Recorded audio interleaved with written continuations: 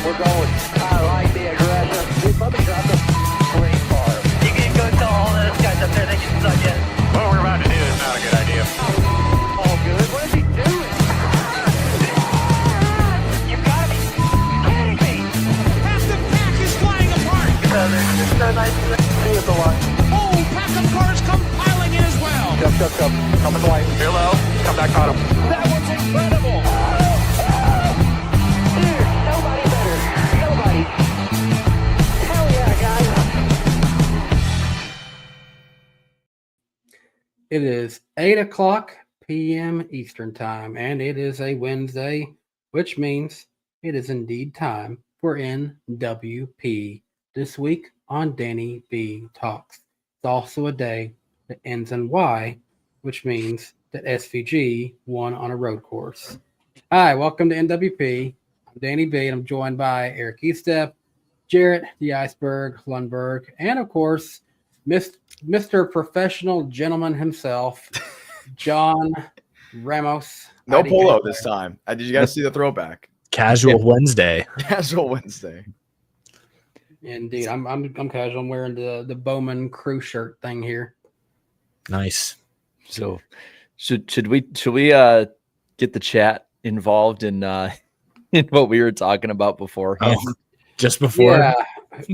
Do you guys ever think to yourselves, man, I root for this sport team. Life sure does suck. Skull. For me, that might actually be true. I had the #1 draft pick for my NFL team. Yes, I do think that a lot of times. Usually it's in January. There is a very unique thing out there that Jarrett has introduced us to. Jarrett, why don't you give us an introduction of what we're about to? We're having a little fun, if you will, a little early. Yeah, I guess we are. This is fun. We're having fun.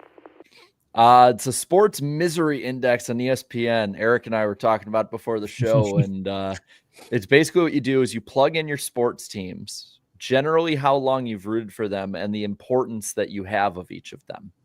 And so we've done that. We plugged in our sports teams, and they have like a 0 to 100 scale.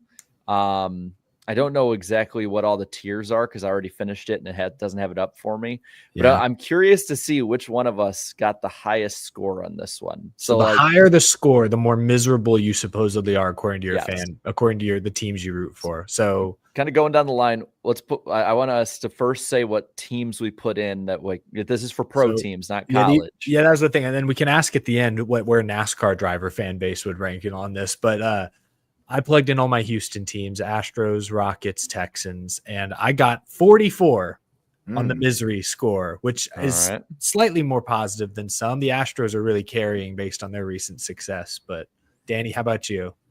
So I put in 6 teams that I would say I'm either a very passionate fan, and that's what I did in my importance of who I put in first, all the way down to, I like that team. So for mine, it's the Tennessee Titans, the Nashville Predators, Indiana Fever, Nashville SC, Miami Heat, and the Atlanta Braves. And by combining all of those, my misery rating is a whopping 75. Oh man. All right, John, what do you got? I just plugged mine in, and the Florida Panthers are carrying right now. What teams you got in there? So I have the Miami Marlins, got the Miami Heat, Florida Panthers, and then the Miami Dolphins. So 46. They literally have me at meh. Like, come on. Every other year, you can pick a different sport and celebrate. All right, I got the Minnesota Vikings and the Chicago Cubs. 79.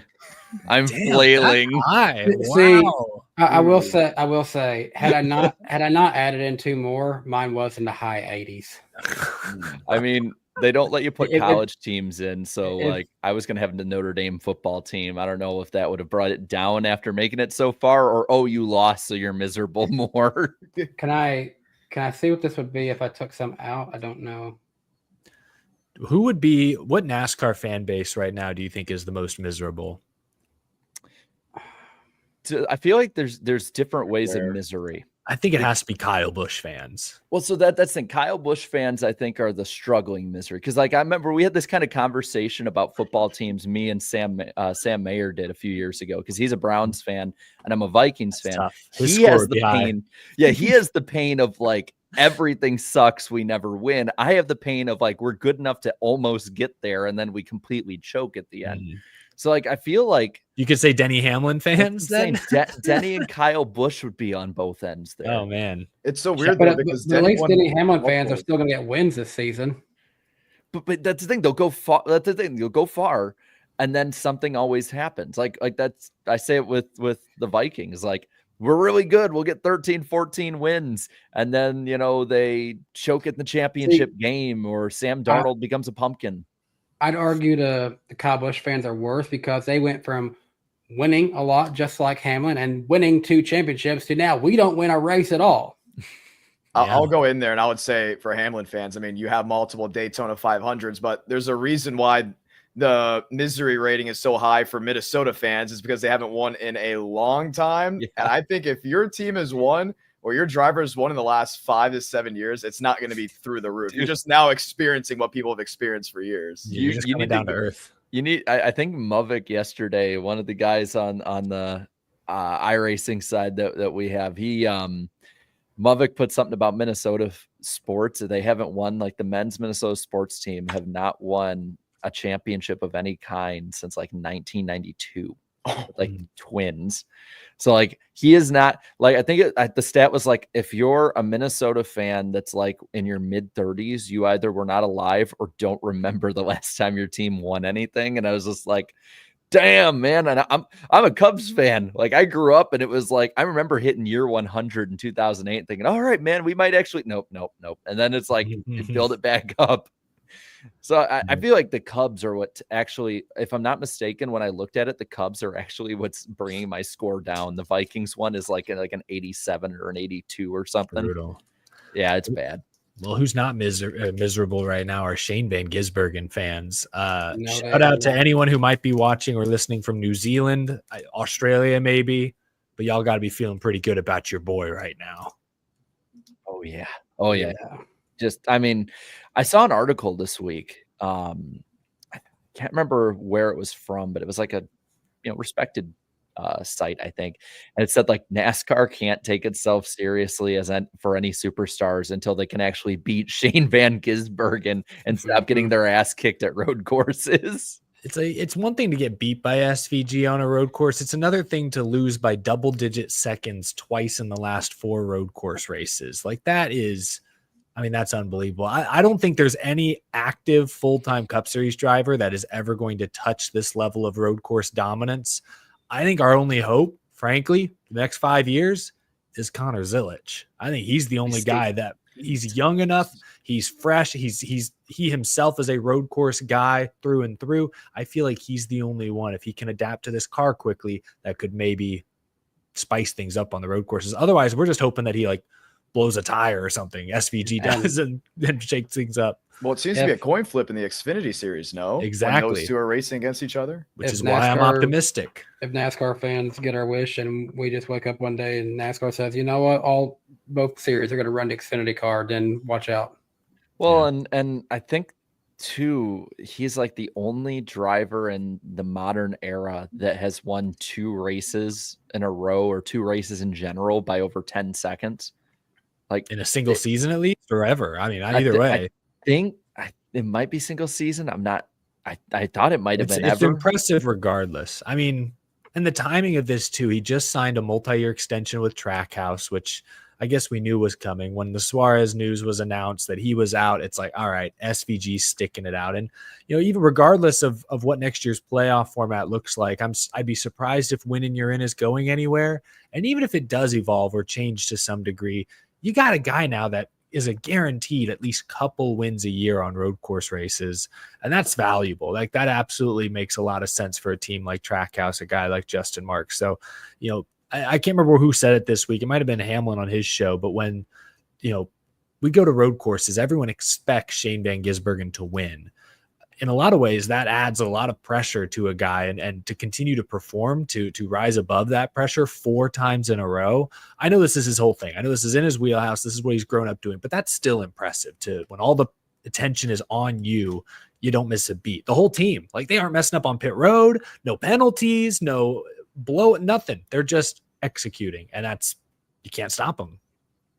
It's I am amazed too by the amount of people that are like actually talking like, because we'll get into the like road course conversation and all that, but how many of them are talking about the road course side of it and being like, should we get rid of him so he doesn't win as much?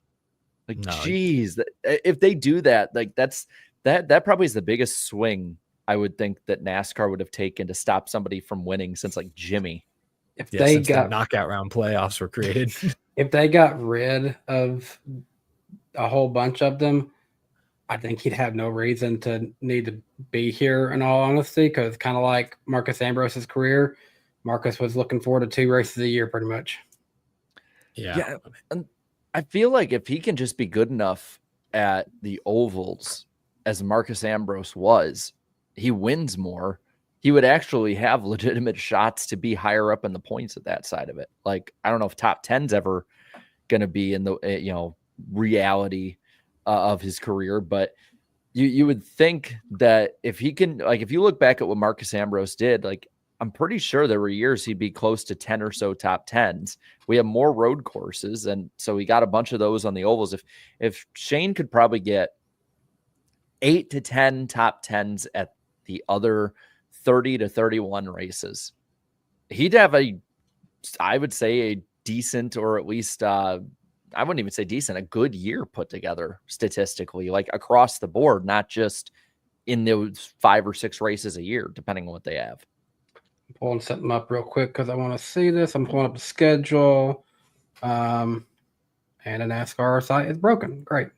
Well, I was just looking at how many playoff points he's collected. He's the 3rd highest playoff points. Now, once the regular season ends and the top 10 regular season guys get additional points, I think he might drop a couple spots. But Shane Van Gisbergen is going to be probably one of the top 5 or 6 seeds entering the playoffs.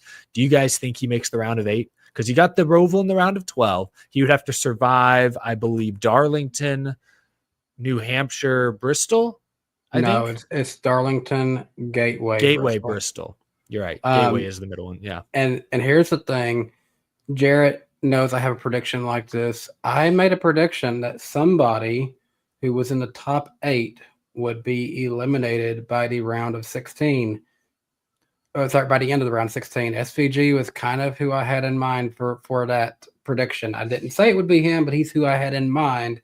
I'm looking at this now. Darlington, his average finish there is 23rd. That's actually pretty good. Gateway, compared to what I was expecting. Gateway, he has never raced at Gateway. And Bristol, his average finish with only 1 race, 38. That's rough. That's right. The thing about SVG, and I was talking to my buddy Ryan Stevens this week, he has improved on Saturdays. He's gone from qualifying in the high 20s to low 30s to now qualifying in the high teens to low 20s. Like, it's like a double-digit 10-position swing the past handful of oval races. And so that shows some growth. His average finish hasn't gotten a lot better. We saw at Iowa, spun out all by himself during green flag pit stops. Like, he's not performing necessarily much better, but there's something on Saturday that shows improvement. So something to keep an eye on as he goes back to like Bristol for the 2nd time and Darlington for the 2nd or 3rd time, whatever it is. Well, and with how bad the short track racing is, especially with Bristol and what we saw this past spring, I feel like if you can at any point just somehow through pit strategy or whatever, get him out front in a stage, just get a few points there, like he'll probably stay on the lead lap for much of the night, just because it's going to be so damn hard to pass people. Mm-hmm. The thing is that he can make it to the round of 8 if he doesn't have a catastrophic race. Yeah. Like, he has enough points to give him a buffer that I think he can't have average 20th. What he needs to do in the round of 16 is average 20th, and then you're good. And then he could have a catastrophic race in the round of 12. You just have to win the Roval, and all's well. So that's like the one road course AJ Allmendinger is still good at. Yeah. Well, man, he might actually have competition. So what's our guesses then of the 4 of us? Like, how far does Shane go? How far does he go? I think he's out in the 1st round. Call me a hater. No, I made that prediction with him in mind. I think he's out in the 1st round. I don't like his chances at those 3 tracks.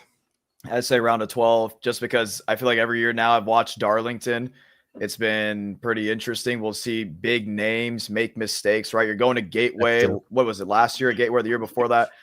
Brake rotors failing. You don't really know what to expect. And then Bristol, it takes a Joey Logano incident, right? Rear end housing falls off. There goes his season. Something is going to happen to drivers that we're not speaking on. I think he makes it through the 16 because of his buffer, but he's for sure out in 12. And Even with yeah, the Roval? I think if he gets to the 12, he's going to win the Roval. If he survives to 12, yes, I think he wins the Roval. He's too good of a car, too consistent at the road course game right now. I think that's something's going to bite him at some point. You can't be that consistent. The Roval is not a traditional road course. You're going in and out of a parking lot.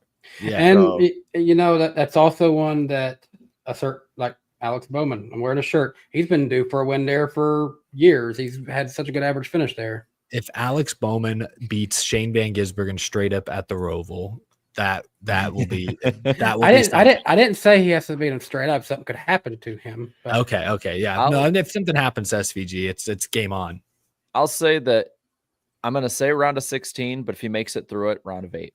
I don't think there's an in between. If he survives, I think he's at least going to get a round of 8. And it's a lot of pressure to put on one race though in the Roval. Depending on how Chastain is, they might be pushing SVG as much as they possibly can at Talladega.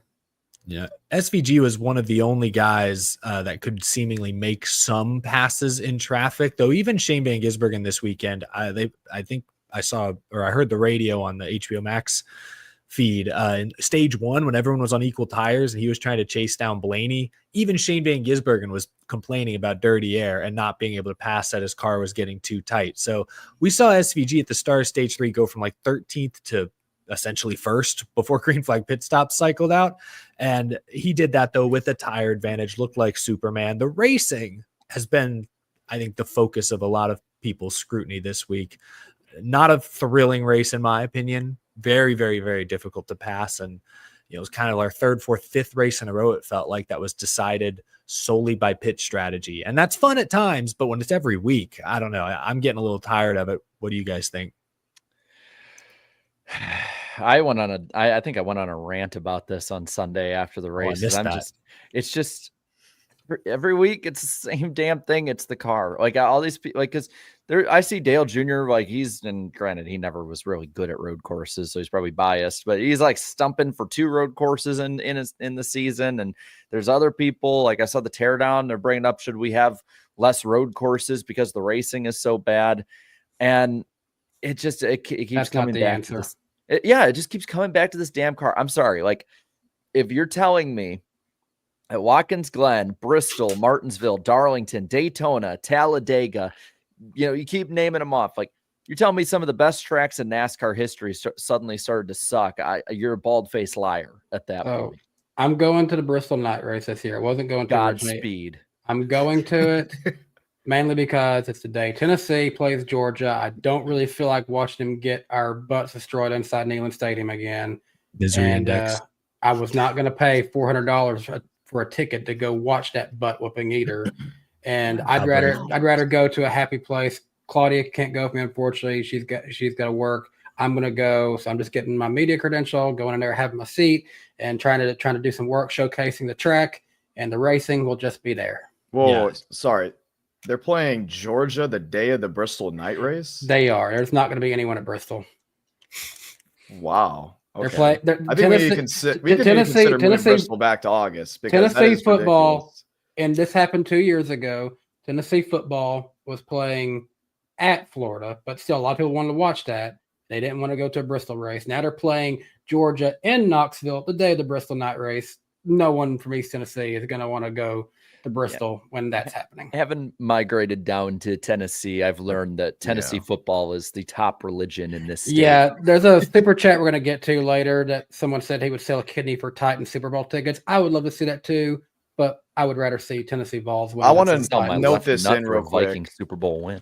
Want to note this in real quick. I definitely think it's the car, and here's why. Well, all these road courses, remember when we talked about it in 2021? Whoa, how cool it is. We have more than 2 road courses. All of a sudden now it's a problem, but I don't remember it really being a problem in 22 when the next gen first came out and people are still trying to figure it out. 23 with the next gen, still trying to figure it out. Everyone has figured out the road courses. They figured out the super speedway strategy. it's going to come down to a big aero package change in this offseason. What are they going to do? Because I remember when they threw 550 out there, everyone was pretty much either in, oh, will this actually make the racing tighter, or is this going to destroy the racing? And in the first couple 550 races, it was, at least for us watching as fans, it was interesting until the teams figured out. We realized, wow, this is probably one of the worst things they've ever done ever.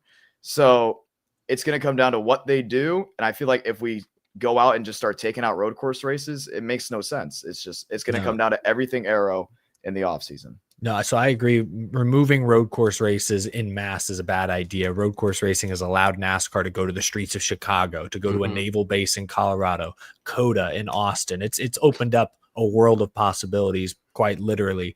John is exactly right. Like, I hear a lot of talk from even respected media members this week that like, hey, yeah, the car is not great, but you can't really change anything. You're stuck with this. I refuse to believe that. All you need to do is a few small changes, few aero changes. Like to John's point, sounds like they might get a little more horsepower at a lot of tracks next year. You got to make changes, even if you're just making them for the sake of making changes, because it keeps the teams on their toes. These teams are so quick to adjust, to adapt. They have so much technology now that they can optimize their setups.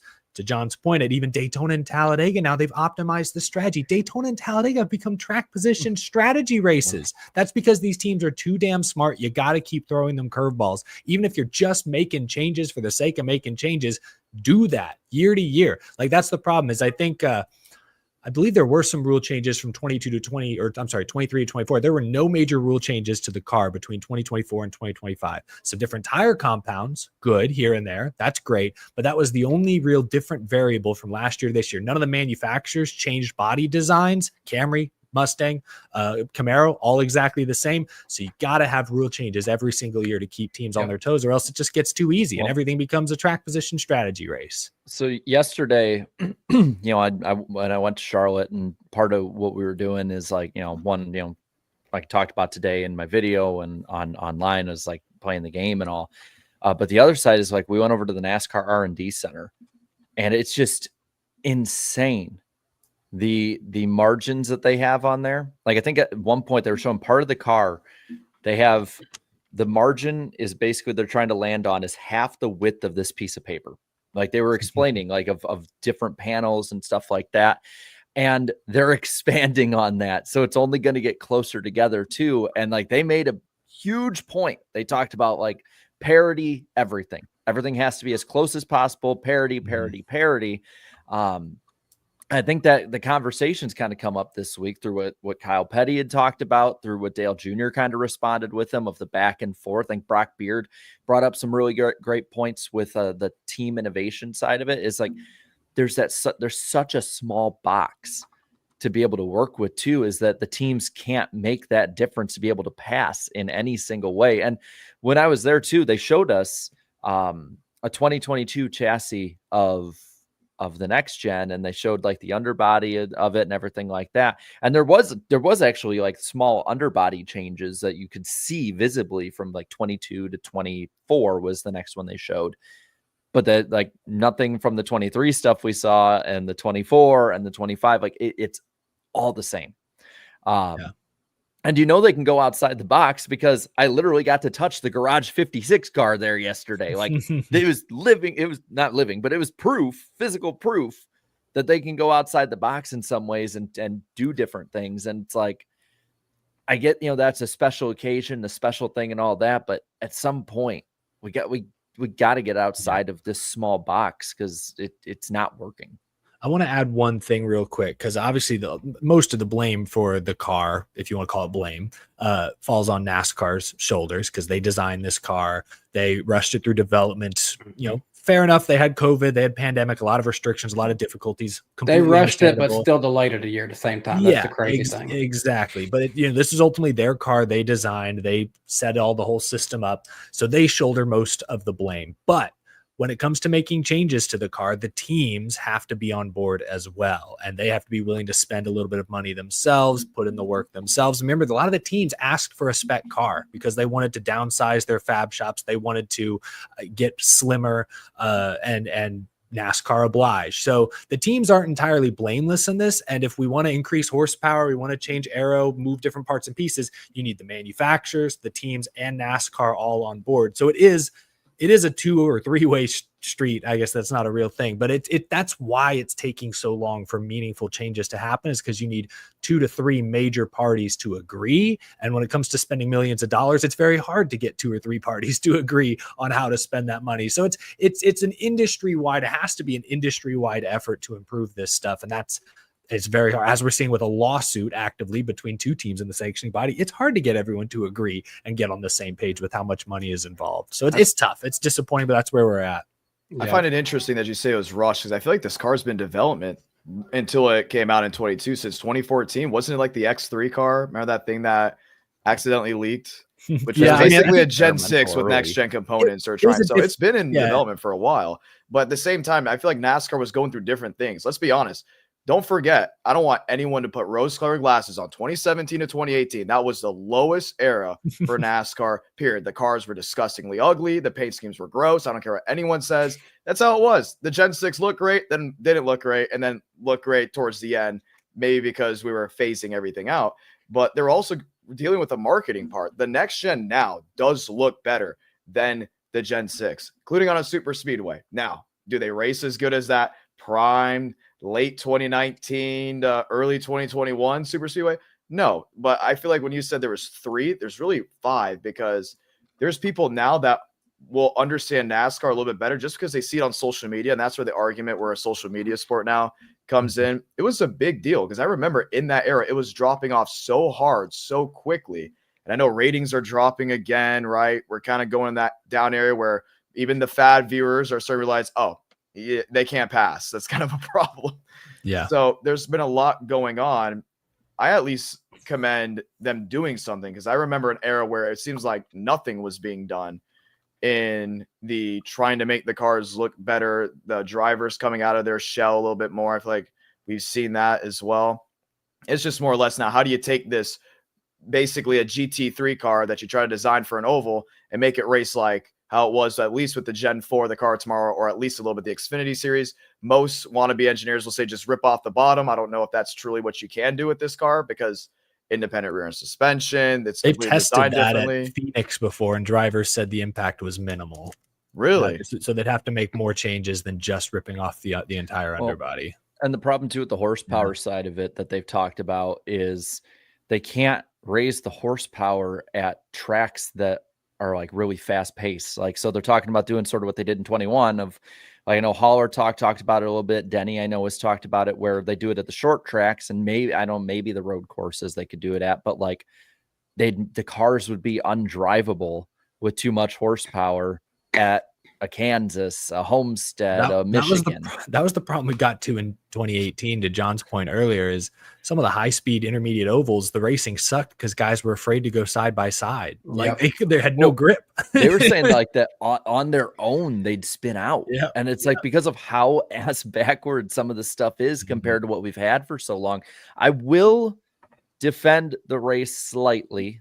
Not that I think it was good. I did not think it was good. I didn't think it was. I think if you take out SVG dominating at the end, if you pretend it was Buescher versus Bell for the win, this race might have actually been more entertaining than Iowa, but neither were great. It wasn't just that. There was jockeying in the bottom half of the top 10, and NBC never cut to it. They just kept focusing on Shane Van Gisbergen. And I get it's 2 races in, but I feel like NBC this year, they have a smaller cast of characters there. Like, there's less people on pit road.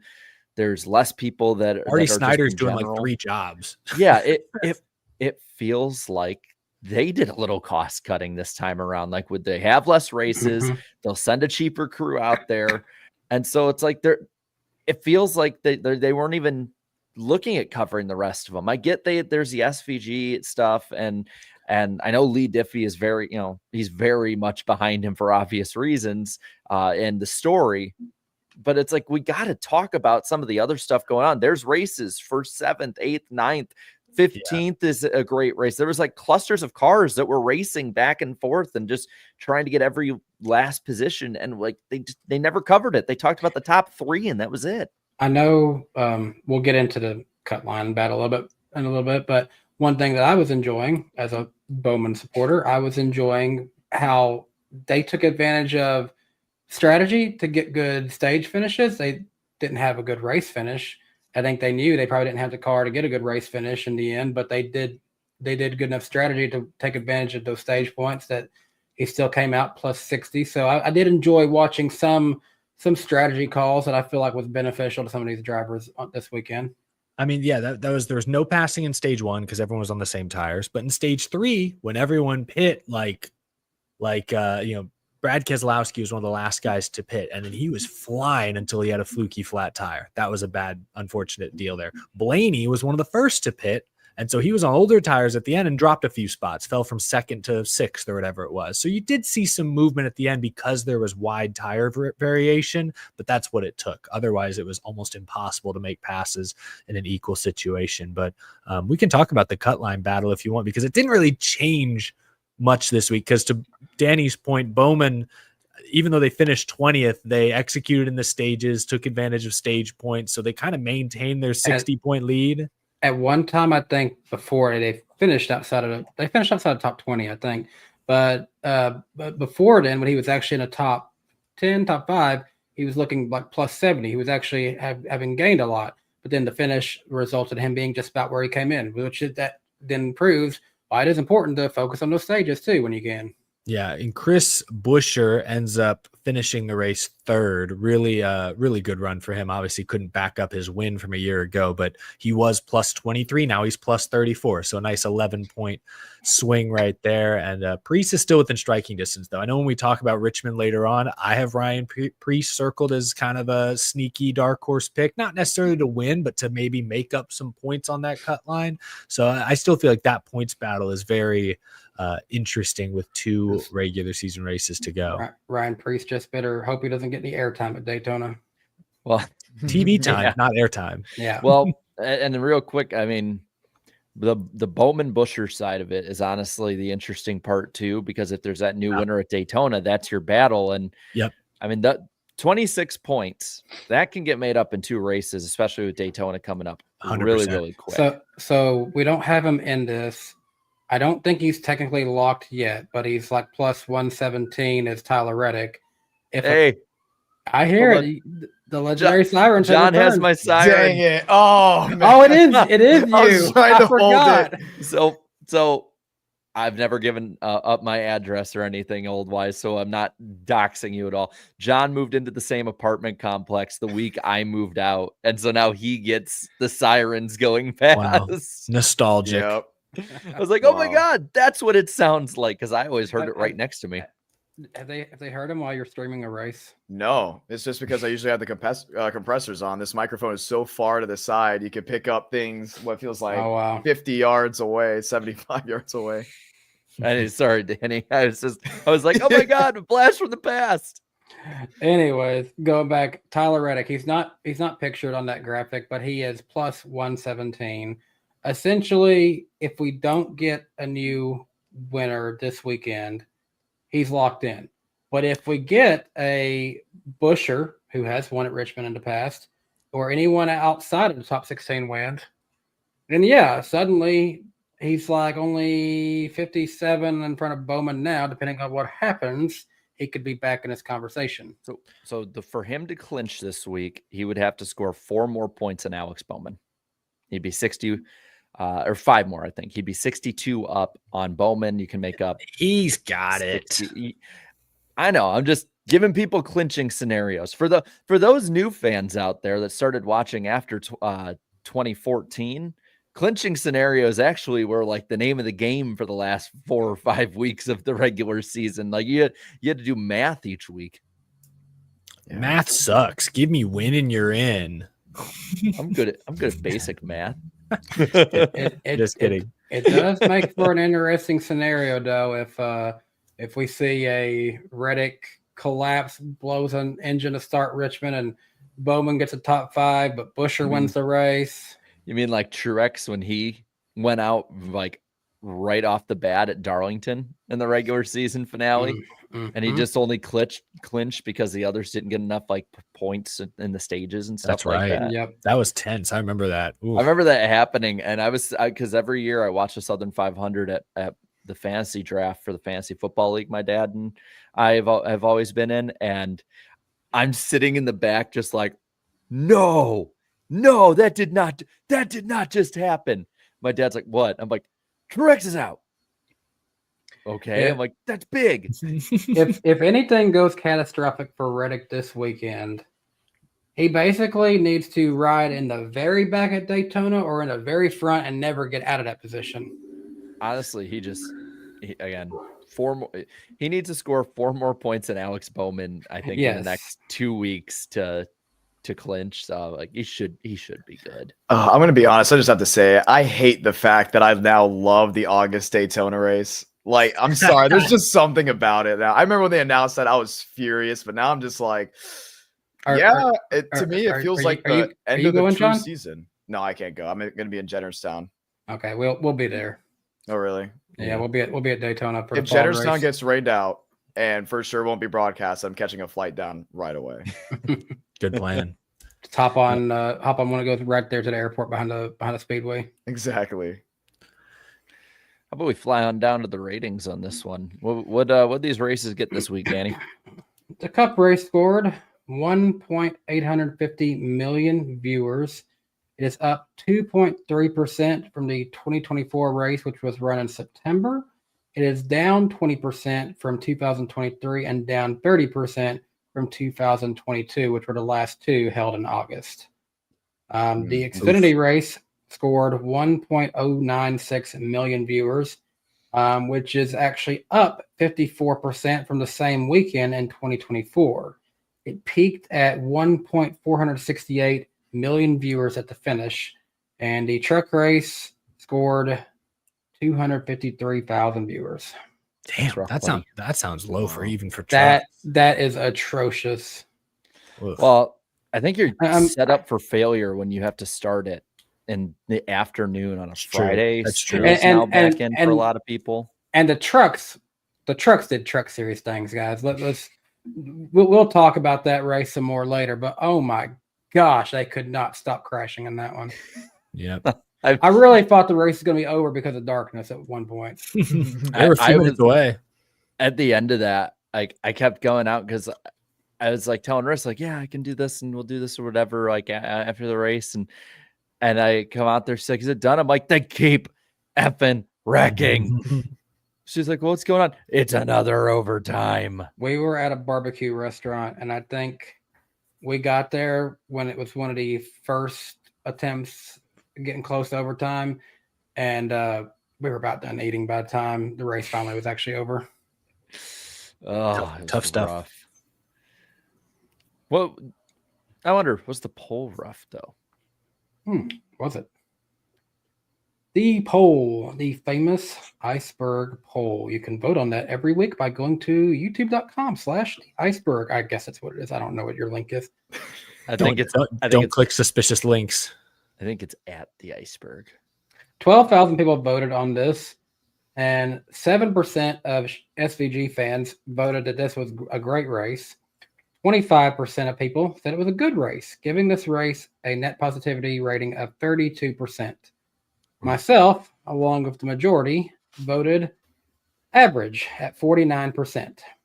And 19% of people said this was just a negative race and they hated it. They never want to look at this race ever again as long as they ever live. So sounds personal. Surprisingly, this is not the most negatively voted Watkins Glen race. That was 2023.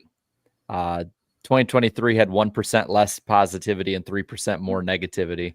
All time for road courses, this race ranks 32nd of 35 polled road courses. Sounds about right. And it wasn't very fun.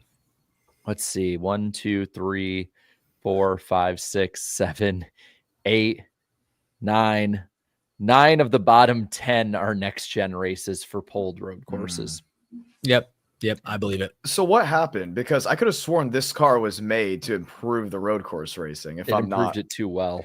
It was supposed to improve short track racing. It made it worse. I think it's just more grip, bigger brakes. It's just easier to make laps now. And so they don't, there's not as many errors. When was the last time you saw a Cup car wheel hop? I don't think it hasn't happened in a long time. Wow. I don't. God, I can't remember the last time they consistently said wheel hop on a broadcast. It's been removed from their vernacular. Although I heard it a couple times during the truck race broadcast. Yeah. So they talked about it in Xfinity too. Yeah, like probably. locking up the wheels. Like when I think wheel hop, you know what I think of? I think of 80 laps into a run at Martinsville. And they wheel hop it in, and somebody who saved their stuff goes underneath right by, and we just. The tires, that's a crazy thing with the tires too. They're fine, and then they're off the cliff. Like, it's just everything's sudden now. There's nothing really gradual to it. All right, the first comment was from God, I can't read my own handwriting. Geb? I can't believe you handwrite out the comments you're gonna read on this show. He's done this for years. You can't just like screenshot them on your phone and like flip through and it's time. Yeah, I probably could do that. I mean, that's I'm not gonna lie. I respect the old schoolness, or just copy paste into a Google Drive. Do you like sketch out their profile picture too? Like that would be next level. But I haven't that far yet. Like Bobby Blair, you just draw his Texans profile picture. Well, at that point, that's where I'm waiting for Beast of Metal with his badass profile picture. There you go. No, I probably honestly could do that. I like writing it down. Do you write them in cursive? Because I was told in 3rd grade that I would need to learn cursive. So my handwriting is Jarrett actually a writes mix down of all the super chats too. Don't give me ideas, Danny. So my handwriting is actually now like a weird, just hodgepodge of manuscript and cursive. So like most letters are manuscript, but then I'm like cursive on like D's, B's, Y's, T's. I guess that's kind of what I do. I've made my own. But anyway, wait, I got one more question. How do you guys write the number 4? Do you do it where it does a little triangle, or do you do like the the little sailboat version? Yeah. The sailboat. No, I don't do that sailboat. No. Mine just look like that. That's a 4. Oh, that's almost a sailboat. Okay, so not quite. But you don't connect them though. There's a gap. How do you write your Z's? Just like a Like sideways Like N. a Z. I have it with the thing in the middle. You do that? Yeah. You put the little thing in the middle. I don't do that very often. That I got it doesn't from my belong dad. there. It works. It's so people don't know it's I think I don't know. My theory is the reason people do that, and I've done it before too, is so people don't mistaken it for a 2. That, and it's sort of similar to the cursive one that there's anyway. I caught myself doing the like Disney Y sometimes. It's so embarrassing. Okay, sorry. That's my 4, dude. I mean, you lived there for like a year, so that checks out. It bled into my handwriting. So, Gab G, was he positive, negative, or meme? He was negative as can be because I don't recognize that name. I'll agree. Negative. He put, not good. Okay, yeah. Looking at some of the others here, Peyton said, we got Cody Ware stage points before a NASCAR 25 trailer. Dang. That was the top one voted stage comment. point. Yep. They haven't dropped the trailer yet? I think it's dropping Bristol week. Oh, okay. Bruh Moment says, literally, my only opinion on this weekend is Austin Hill should be parked in Xfinity for the year. No. We'll talk about that. No. Troy says the next gen car has turned my favorite road course into an absolute snooze fest. Sad. Horse Crazy Viking says that was one of the shortest cup races I've seen. That was the shortest race of the weekend of the top 3 series, by the way. Actually, so I have it on here. That was 2 hours, 10 minutes, 37 seconds. The Xfinity race was 2:27:27. The truck race was the longest race of the weekend. 2 hours, 34 minutes. I believe it. Yep. That's great. We're living in the weirdest timeline. Mitch Corey says, has anyone Heim mentioned getting how some Cup Series reps? Mitch said, has anyone mentioned how brutal this package is? I think we have. Jack Likes Trackhouse said 5 out of 10 race, honestly. Just kind of a normal road course race with this car. I feel bias is pushing that score up a bit. Yeah, the fact that he says I like Trackhouse and only gave it a 5 tells you all you need to know. It would have been incentive if we didn't have stages and we could have watched our first ever caution-free race in this era. I did see somewhere, I think, is this the first time in franchise history Trackhouse got all 3 cars in their top 10? I guess so, because they haven't had 3 cars that long. Mm-hmm. So, yeah, All good for I them. just really want to see a caution-free race, like just foaming at the mouth for it. You have been on this ever since I put it in baseball terms. Yes, like that's it. Like I can never unsee it that way. So for those who don't know, and I've said this to Danny and Eric too so many times, I view a caution-free race as like the perfect game in baseball. Like everybody has to be on it. Yeah. in order for it to Caution-free happen. race where one guy leads every lap. Well, That's too rare. Maybe that's like an Jeff immaculate inning. Burton did that in 2000. The last, okay. I believe, 2 caution-free races were run at Talladega. Mm, I think it Interesting. was that's awesome. 2001 was the I one with want my Bobby money Hamilton. back. And then 2002. So 2002 actually had a crash in it. They did have a crash. It was I'm not before gonna the Martin. race. Yeah, Mark Martin crashed into Jimmy Johnson, and it pretty much started Jimmy Johnson in 2002 not winning the championship when he was I a didn't rookie. finish my Winston cigarette yet. So Jarrett, your perfect race, in my opinion, it has to be Charlie Glotzback at one of the hardest races to ever go caution free. He won the 1971 Volunteer 500 at Bristol Motor Speedway in a record place that stood for, I think, a long time. It was It's a asphalt back then, right? 500 lap race at Bristol. It completed with an average speed of 101.074 miles per hour. It took 2 hours and 38 minutes to get done. And it said that there was in July, so there was a lot of heat as well. Glotzback required relief during the middle of the race. I don't know how that worked out. And it was caution free. Back Guess I then, do. they would literally just stop in pits, and sometimes It was like it's tortoise in the hair. He had like a 20 lap lead, so he said, "I can chill." You know what probably hurt I the mean, worst maybe. after? It was probably his neck. Because you got to think with how banked Bristol is. They didn't have all the Yeah. head and neck stuff back then. And all to that not weight and to goes- not get a break if it's caution free like that. Mm. Finishing off here on the main comments, Tommy says broke the record for most amount of wins in a rookie season. SVG Nation. Yeah, that's a wild stat. God, that is insane. All right, we got our gutter comments. JC1424. Nice to see him. Oh, Says wow. I ain't better seen than that in a while. Iowa. Says better than Iowa out of 10. I mean, I guess that's just Borderline. I don't necessarily would say I'd put that in the gutter, but I can see why it's there. Odd Future Lover says, let's be honest, SVG will be a first round exit. I mean, I think me we and all Eric just said agreed. that. Wolfion says, really boring race, honestly. At least Bowman did well enough not to lose any stage points on the cut and lose any points on the cut line. That was the lowest voted one. Apparently, there's Bowman haters in the. Wow. in the How dare an comment. Alex Bowman fan enjoy their afternoon? I mean, that's the positive I took away from it. So Everyone's like, these aren't gutter comments. I'm like, okay, after the Bubba Wallace comment a few weeks ago, I think they got it covered for a while. yeah, I don't know how you top that. Gutter can can chill for a few weeks. I feel like people like misunderstood what the gutter meant with that one. Like, what were you wanting that one voted up? If that's the case, I have questions. We're just making the stereotype of NASCAR fans get worse if we do that. Well, heck, then you could have hosted an ESPN NASCAR show in the 90s then at that Oh, rate. boy. Anyway, Xfinity race. Nothing happened there, right? Oh man. Nothing at all. Do we want to? I mean, Connor Zilish.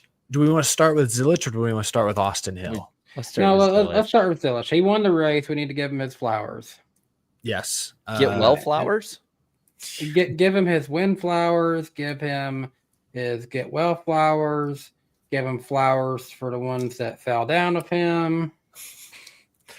Yeah. I mean, we'll start with the win. Sixth win of the season, I think. As a rookie, he's the regular season points leader for now. Now, if he misses time, that'll probably change. But just an incredible stretch of races he's on. Like, just unbelievable. I know he's a great road racer, so him winning isn't shocking. He did, wreck Shane Van Gisbergen en route to the win. So yeah, I put a small asterisk there. Like he was faster than SVG at the end, but anyway, the kid's just really impressive. And so hoping he brings some of that same excitement to the Cup Series next year, because on the road courses, the sport desperately needs it. I mean, so there's this thing is like, because of what happened at the end, it's like you have to separate it basically. Yeah. And it's like the SVG thing. That to me, I put it on him personally. On SVG?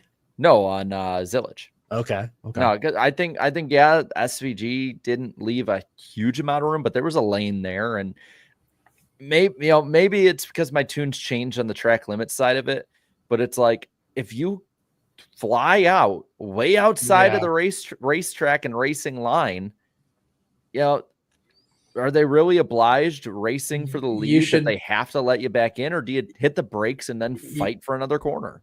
It would be different if SVG forced him out that far. He kind of went out that far. Yeah. And then he just, if you simply choose to go out that far, you should be able to control yourself coming back in. Yeah, that's kind of where I agree. Go ahead, I'm going to be honest. I mean, I think we have this conversation for every young gun coming in. I think we're more or less putting Connor Zilish under a microscope because he has been so successful, right? Rolex 24, winning multiple races. He's going to do well in Cup at some point. And the mistakes part, it did cost Van Gisbergen a win. Yes, it was a big scenario, but he was still an 18-year-old still trying to learn, and he's going to be making these mistakes. It was obviously his fault. I did see some rumblings on Twitter about it, but quickly were muffled because of what happened right after. Yeah, I think Connor Zilish is extremely talented, but you're right. He does make still a good number of mistakes. I think back to, I think it was his first NASCAR race, the truck race at Coda. Turn one, lap one, blows it. And then, damaged his truck trying to get back to the front, didn't win that race, which he should have won because he was obviously the fastest guy in that field. Coda this year in the Xfinity car, he ultimately won the race, but he pissed some people off to get back up there. Mm-hmm. So when he's battled from behind, we've seen him make over-aggressive mistakes. I think he handles them well. He doesn't take the Carson Hocevar, thumb his nose up, hey, get in line, I'm going to be me kind of route. So I think he's more endearing to the fan base because he does kind of like Larson, I think, usually owns up when he makes a mistake to some degree. I think that's part of why Larson is popular. But what I liked about this race was that before the incident that wrecked SVG, for 10 laps, Zilish was very patient, knew he had the faster car, raced Van Gisbergen cleanly, fairly, worked him over. I really respected how he raced SVG for a while there, and then he just kind of threw it away by being a little aggressive. And SVG crowded him on exit a little, but not there was a lane. If Zilish lifts at all, because he was way off the, if he takes any accountability for being so far out wide, there was a lane there for him to rejoin the track more safely than he did. And he didn't take it. He was being very aggressive in that moment. I'll say one thing I did like is that he had a fire under his ass in this race. You did hear him get mad on the radio a few times. You did see him kind of bump people. They didn't like how he was raced. And I like it. Cause for a lot of this year, cause you can be respectful, and for the most part, and be pretty gracious in defeat and all of the other things and really good and all that. But I like that they're it's showing there's limits to, even if he might not be in the right in different points, or maybe he is in the right, you decide. There are limits to I don't like being raced that way. I'm going to stand up for myself, because we've seen talented drivers come up through the ranks and they just get walked all over until they stand up for themselves. Joey Logano, I think, is, in 2010 was about one of the best stories where he got walked on for a year and a half by everybody. And then finally he just had enough. And he hasn't stopped having enough since then. Yeah, he might have went too far with it, but we'll learn moderation here from Joey. Yeah. I find it interesting because wasn't that an era where nobody was coming in that was new? Yeah, I think there's a few years. There's no notable rookies. I mean, you have to remember, Kevin Conway was your 2010 Rookie of the Year. Speaking of him, after one of the races, a Shark Tank came on, and Kevin Conway was one of the people doing the business pitch for it. I was recently, Yeah, like it was like after one of the races, like it was like because I leave the race on in the other room, the post race show ends, I do mine. So it was like maybe an hour after the race, I get out of my office and I'm like, I recognize that guy. It's a little gray now, there's a few wrinkles, but like I'm like, what was he pitching? Extends. It wasn't the boner car, but like That was quick. it I'm worked. looking into Apparently, it did well because it worked a lot better than looking into Extends it did. now. I will laugh if it's an Extends Wait, version. can you guys hear me? Am like I 2.0. delayed? Yeah, I got you. Yeah, we can hear you. Can you hear us? There's a huge delay with me right now. Danny's man. looking in the corner. It feels like he's looking into the past. Oh, he's gone. Danny be ghost. Spooky. Well, that's crazy. Okay, Kevin Conway, what was he pitching? Someone says he was catching in the chat. No, that's not what I meant. Well, until Danny gets back, do we want to? I mean, let's talk about the fall. So obviously, Zillich falls getting out of the car in victory lane. I don't know. The moment I saw it, I was like it was very scary for the first few minutes. Oh, Danny's back. Speaking of scary. Yeah, you guys were literally moving your lips, no sound, and all of a sudden I would hear you way after. It was like worse than watching an old Godzilla movie. Oh, The rest of the freaky. podcast, we just start doing the same thing. Yeah. Kevin Conway was pitching Fuzi, which is he's one of the founders for this. Trying to figure out what Fuzi is exactly. Enhancement. And with that being said, we'd like to invite Kevin Conway onto the show. Josh and Kevin sought a $500,000 investment in exchange for a 10% stake in Fuzi. The money would allow them to round out the Fuzi team of key positions. Okay, but what is Fuzi? I cannot figure out what Fuzi is. Fuji. I think it reminds me of the Fuji. Remember, like that ball that could like defy gravity Fushigi or whatever. Fushigi. Fuji. I'm going to guess it's a shoe insert for people with bad foot arch support. Or back There's- support. That actually There's could be it. many different foods. There's like one that's a novelty sock company. Anyways, That's it. Connor Zilish. Yeah, so I don't know what my reaction at first was. Oh God, I hope he's okay. That was terrifying. And then obviously we pretty quickly within a few hours found out, okay, it's not quite as serious as we originally feared, but he does have a broken collarbone, which could keep him out of the seat for, it did keep him out of the cup race, could keep him out longer. That's TBD. But I mean, what did you guys make of Zillich? At first I thought it was a head injury. Yeah, Like, that's what I was worried I about. thought he nailed his head, and because it looked like he was out, and so like I went live like right after it happened, like as it's happening and we went live, I'm like, oh my God, and Yeah. I'm glad he has a great sense of humor about it because I think he went viral on Twitter. He went viral in general. It's like I think it was on like the nightly news. It was on TMZ. He ended up covered it. in that side of Twitter that never talks about NASCAR, and that's when you know, okay, something big happened. Well, yeah, I'm just, like I think he got the update is like he had a surgery and had like a plate put in. Mhm. So I would sit him out Daytona at least. Yeah, that's not worth. He's got such a good season going. It's not worth something bad happening there. So I found it a unique way. I didn't get to know until like way later because we had a race at Nashville on Saturday. I found out because Antonio Brown retweeted it or quote retweeted it. And I see Connor Zilish laid. Never on a the great ground. sign. And I mean, this is the same guy that saw two of his fingers go like this and thought he broke them. Like I was like, oh my gosh, he's a vegetable. Like that's the first thing that came to mind because he just didn't move. Yeah. And then like later, obviously, it was found out that he was okay. Well, what do you guys If- think of his dad just going out there being like, well, this is the most Honestly, I loved that things his since, dad like- was able to laugh about it. well, his dad Yeah. is like, this is the most embarrassing thing he's had since he shit his pants. And I'm like, damn, Mr. Zillich. I think Like, that's man. just a father thing, Like I feel like how many fathers have you seen have their like sons have a huge impact in football or baseball with other players say, "Get up!" Yeah. They're like full of blood. This was his like the dad Twitter version of rub some dirt on it, kid. Yeah, that was funny. But I'm glad that he's actually He's- doing pretty well. It's Yeah, that he's gonna be okay long term. saw- I agree. I saw I agree. He somebody- should sit out Daytona, but if he comes, I think he should try to come back soon. Some people are like sit Yeah. out for the rest of the regular season. I'm like, No. I mean, only if you're really feeling rough. But like, man, I think the regular season championship on the line, that would be huge. He's Yeah. 19. Yeah. Like he's gonna heal faster than most people will. Like Yeah. the younger, like especially when you're younger, like you're gonna heal faster. Right? It'd be different if he was like 45. Yeah. Like he's fine. You know, like I think if he thinks he's fine to go for it, go for it. Kind of like Austin Hill did. Oh boy, he sure went for it. By the way, I finally figured out what Foozy is. What is it? Foozy is basically a koozie for a phone. It essentially they sell them as Apollo Series thermal phone case.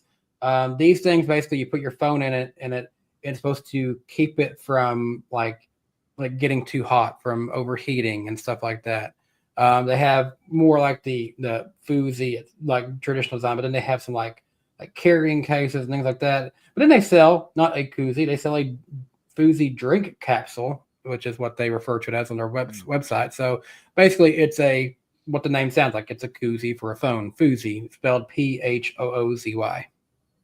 I want to do. Did Mark Cuban invest in it? What's the? I don't know the end result on what happened to them. Did the Sharks bite? I don't know the lingo. I haven't really watched that show. I don't remember. That's fun. I just saw. I'm like, hey, look, it's one of the worst NASCAR drivers ever. Anyway, Rookie of the year, Kevin Conway. Thank you very much. Sorry. Damn, Yep. no respect. Was it 2011? Much like Austin 10. Hill had no respect for the folks around him at Watkins Glen. Has he ever? I just can't believe. So on one hand, I kind of appreciate or respect him sticking to his guns. He's only ever known one style of racing: hard nose, aggressive, ruffle feathers, take no prisoners. So I kind of respect him for committing to who he is, not bowing down, not changing because of one unfortunate incident. But also, man, like you got to have a little more self-awareness. You're not on probation, but you kind of are on probation in the eyes of the public after what you did to Eric Almirola. And so what your first race back, you're punting the leader for no reason at all on a restart. And then 5 laps later, I don't know where he thought he was going. I've never seen anyone run that wide out of the carousel and try to like get position in the runoff over there. I've never seen that done in NASCAR history. Apparently Austin Hill thought it could be done, and it resulted in a 5-car crash with Ryan Ellis had a guy basically in his lap. Dangerous situation. It just not intentional, no penalty, fair enough. But like, dude, it's just it looked like it was a dumb move. It was dumb. I'm just gonna say I'm not a race car driver, but I've seen enough racing to say that was dumb. That had very little chance of working, and it was a very high risk. This is just what happens when you're a blue-collar driver racing for a blue-collar team in a blue-collar race in a blue-collar state. You're right. And in front of blue-collar fans, and you want to get a blue-collar win, you got to beat a blue-collar driver to get the blue-collar race win and the blue-collar NASCAR. And then you get to go home to your blue-collar house and your blue-collar wife. Winery and engine shop and yeah, okay. I know. I don't know. I just thought it was dumb, and I'm glad nobody got seriously hurt. The only thing I think he could have been trying to do, and it was never going to work, is if he was just I guess he's just trying to be on the inside of McDowell so that when they get up to that next turn where it's a left, he's in the better position there. Yeah, but like you can't do that. I mean, They're not even on the racetrack yet. Yeah. He's trying, like, you just can't. It's like trying to pass somebody. It's like if you're coming off pit road and you're behind someone and you think I'm gonna pass this guy on the access road. You just don't do it. There's a general agreement. You just don't. That's not a pass. That's not a move anyone ever makes. And he put his car in a spot that nobody else had ever put it, and it caused a wreck. And it's bad, but I don't know. Just is what it is. That boy ain't right. I saw Bobby Hill was trending with Austin Hill when he was trending. That's not good. He doesn't think. Like this is not suspension worthy. He doesn't think he just does. I see people like asking for it, and like I get it, like to the point of if probation existed the way it did when we started watching as kids, like yeah, he'd probably be suspended again.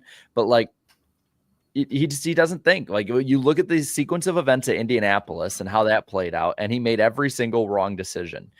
This one here, at least he had the accountability to say, yeah, that was my fault. All right. Like we're seeing character progression here. Yeah. Respect to him for agreeing to do that interview on the front stretch or the during the red flag. That yeah, he didn't have to do that. Respect him for doing that.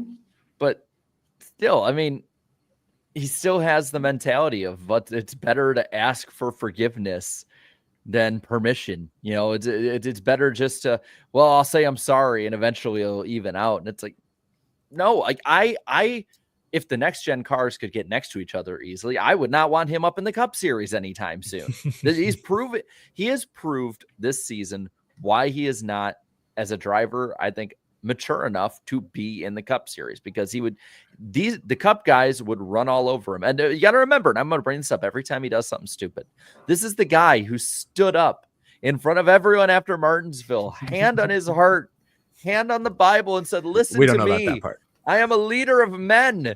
Well, you follow my example. He's paraphrasing, but yeah, that is essentially what Austin Hill did earlier this year. Great. In case y'all didn't know, in 2 weeks from now, Austin Hill will be racing the number 33 United Rentals car at Daytona.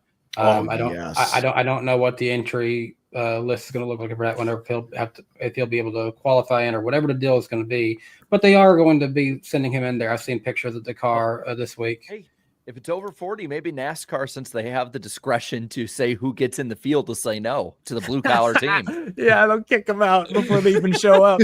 Well, no. They'll kick out one of the 2311 cars and let the blue collar team in. So I think it's funny. Let's go back to Martinsville. Didn't Dale Jr. say something on Twitter like Austin Hill is the one that's saying? Yeah, he said he audibly laughed when he saw that or read that. So my message I was trying to say is just that we're going to be going to the last race of the regular season with a lot on the line, with him in the field. Oh, have fun. Oh man, Coke Zero in August, it's so different. I love it. I'm sorry. I love July Daytona, but this is the second one I'm missing in a row. I'm gonna have crazy FOMO. Here's what I'm curious with Austin Hill, because I could totally see him doing this with a Cup race win on the line. What would Richard Childress do? Who would he defend if Austin Hill left Austin Dillon or Kyle Busch out to dry and went for the win himself? I could see him doing it. I could see him doing it. Hey, I'm just a blue collar driver. I'm never going to get another chance like this. Oh man, I'm just saying, man. I mean, pushes another Ford, dude. I could see Team Bobby Hill doing that, man. That would actually be a dumber move than what he did at Watkins Glen, because we all know you can't pull out and pass at Daytona. I'm saying he would leave him. He would leave his teammate out to dry. I'm joking that you should out. I'm just joking. You should know that you can't do that at Daytona without losing all your. He pushes Ty Gibbs to the win.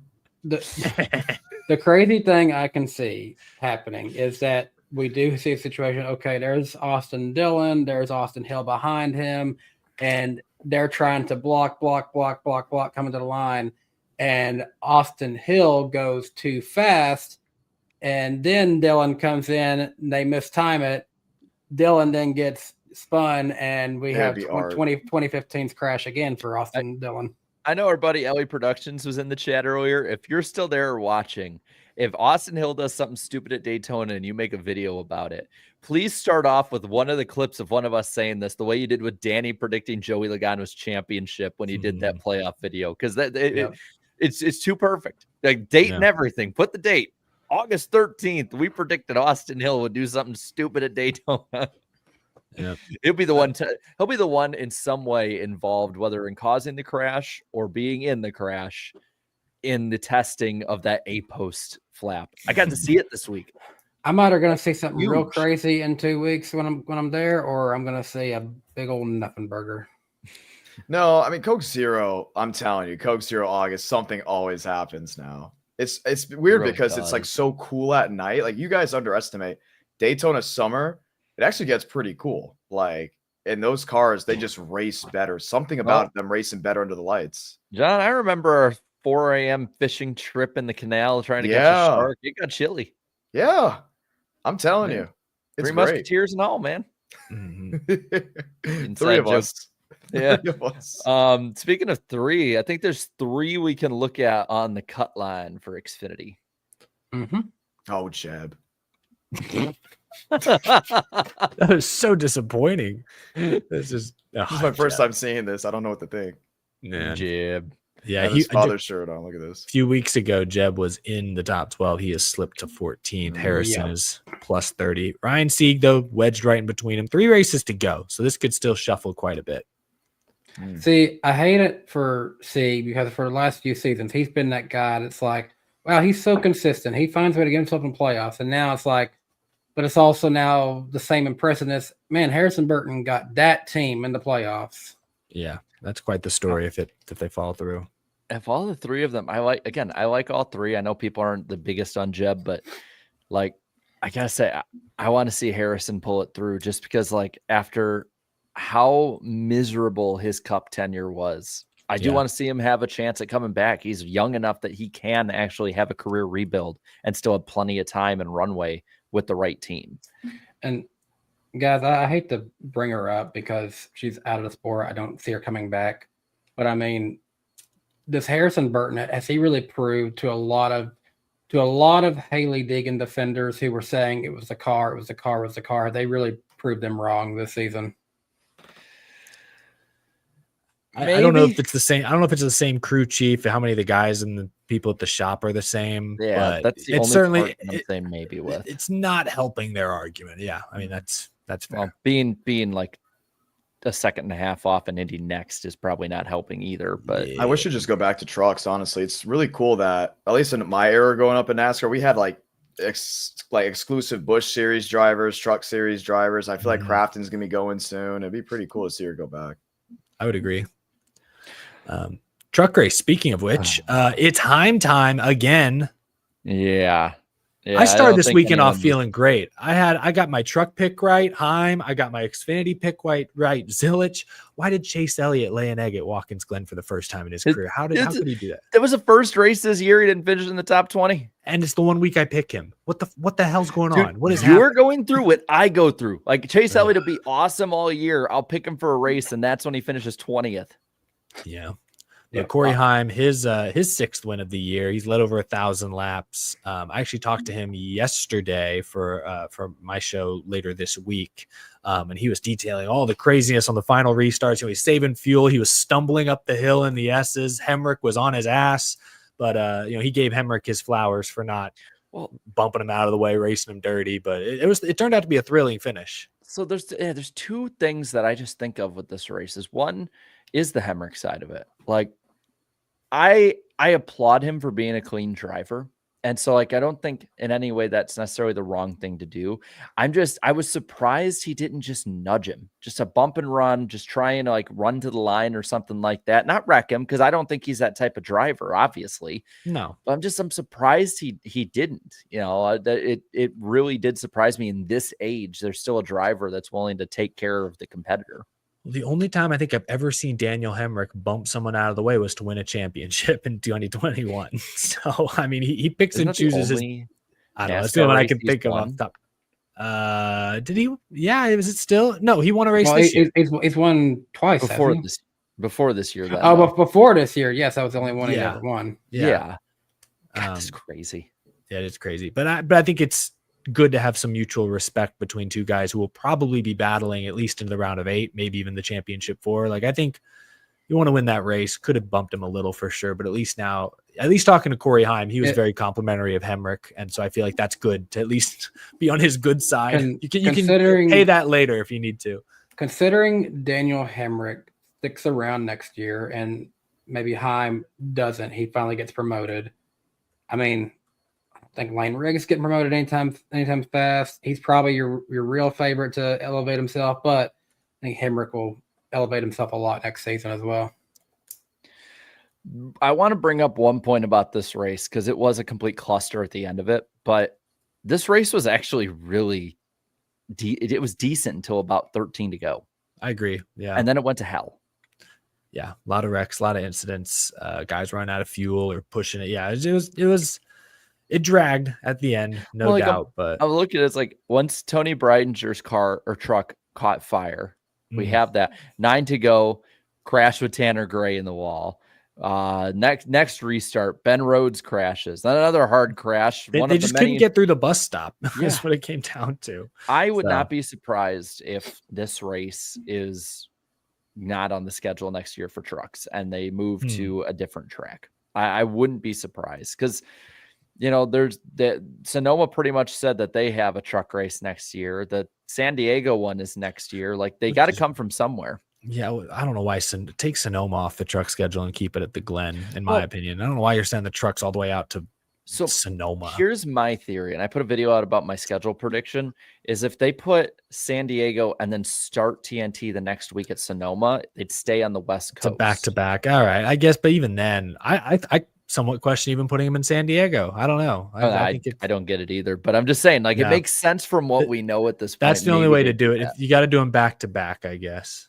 Anyway, plus, with the rumor of Wilkesboro being a points race in the middle of the summer around that time too, they can probably just come back and do the Wilkesboro race whenever. Maybe. Or wait, no, because if they do go out there for 2 weeks, it sounds like Chicagoland would be a triple header, so they just have to go up to Joliet right after. How many trucks can you fit in these transporters? I don't know how this is gonna work. But good luck, I guess. There are people who get paid way more than me and have way more expertise than me that would make those decisions. But these truck series, this graphic you put up there, is that assuming Friesen is not eligible? So Fox said that he wasn't. Like, yeah, but Jamie then, Little and Mike, yeah, they were pretty much under the assumption he's done for the season. But I also think, see Michael Waltrip blabbing about Cletus McFarland a few months ago. He doesn't know what the fuck he's talking about half the time. So hey, he told Cole Pern that it's you hear what he said about Atlanta. yeah. So I don't know that we can not talk about what he does at home. I'm not going to take anything the Fox truck booth says at face value. So because then I saw, I think it was Bob, other Fox reporter, noting that, I don't think Friesen has to withdraw from the playoffs. No, he might, but the way that works in trucks, I think driver points does pay something at the end of the year, unlike Cup where it's really all owners points. So he might, we might look at it and be like, oh, that's kind of bad sportsmanship to take up a spot you're not using.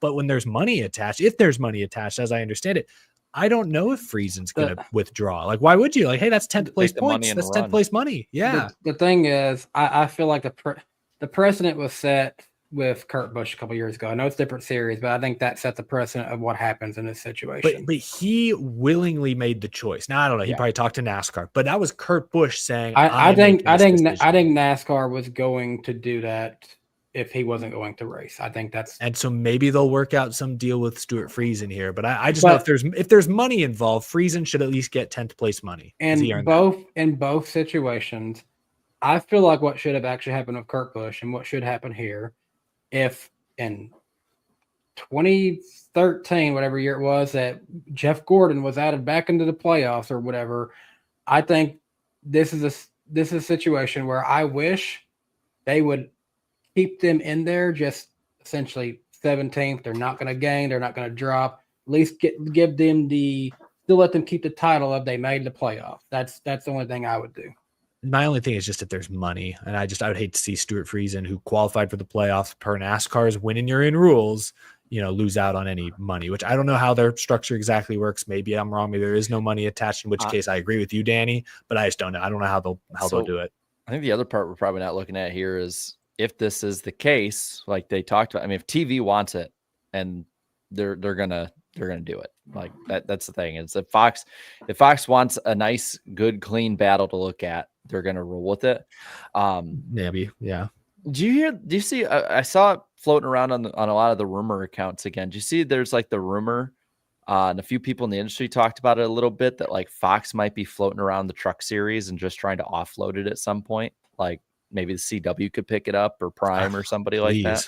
Please. I'd take it. Yeah. Either of them, please. Good God. Oh my goodness gracious. I think Prime, trucks on Prime would be amazing. Look what the CW no one would watch, though. That's the problem. But I think they might. I think Prime has a built-in audience, and if they promote it the way the CW promoted Xfinity this year, they won't get Xfinity numbers, but they'll get something. Jared, how many people did I say watch a truck race? 250,000 or less? 253,000. I'm sorry. But at some point, when is a conversation had inside the Fox executives' offices that we are draining viewers because of who we have put in the lead commentary position?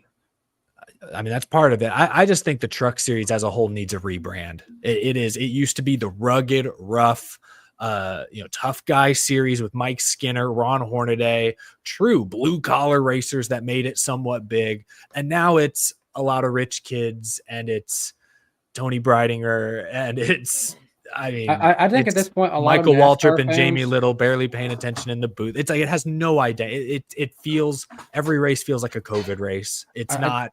It doesn't feel like a big league sporting event. It needs a total rebrand. I feel like at this point, a lot of NASCAR fans just know I can just check on Twitter how it went, and that's about it for the Truck Series. And now is the perfect time because Ram is coming in. They need a total rebrand next year with Ram, and then we might be going somewhere. But right now, the Truck Series is just y'all it's so stale. Y'all want to hear some crazy stuff? So NASCAR man, every year he puts up these graphics, and he does it in the middle, like sometime in the middle of the year, and then at the end of the year he puts like the most viewed motorsport events in America. This truck race this past week was less viewed than 3 ARCA races have been this year. Less viewed than 7 NHRA broadcasts. Less viewed. Are those usually tape delayed? Some can be. Less viewed than the F1 race in Japan. And this is in America, by the way. Yeah. Right? Less viewed than the Cars Tour race in North Wilkesboro earlier this year. A series who got its first ever broadcast on again, Friday nights are dead nights. Like, I get the truck race was on a really bad time, being in the afternoon on a Friday at a track that didn't have lights, which I think is asinine planning. Like, why would we put the truck series on the worst possible? It's just like they gave what was it? What was on after it? Was it like beach volleyball is on CW after the races now? Like, what the hell was on after it? Like fucking frisbee? You know, so I want to point this out too. You go back to the Cars Tour thing. Kevin Harvick told me this at Owasso. If that big wreck does not happen at the start of the race, they possibly don't lose the extra 200,000 that we're watching at the time. Because if I'm not mistaken, that's average viewership. And if that's the case, Harvick chewed them out for that. If that's the case, the Cars Tour with 200,000 extra viewers would be more viewed than the truck race at IRP, Texas, Charlotte, Martinsville, and Bristol. It's just this series it needs a refresh. If I got to do a video on this at some point.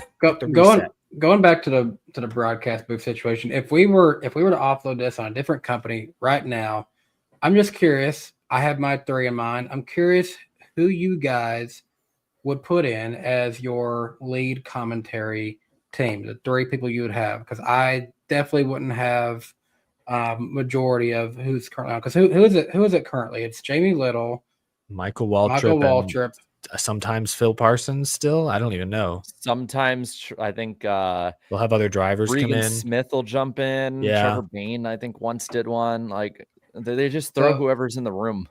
Here if it was suddenly going to go to CW, here's who I would target.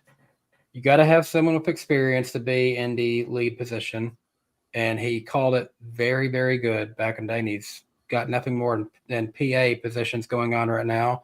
I would bring Rick Allen if he's willing to come, and that's who I would have as my lead commentator for it. And in the secondary color commentary position, I would elevate Todd Bodine. He has a lot of experience in the truck series, and he loves the truck series. I would put him into that role for someone who has experience from that series. And then in the third position, I don't know, Trevor Bain could work, I think.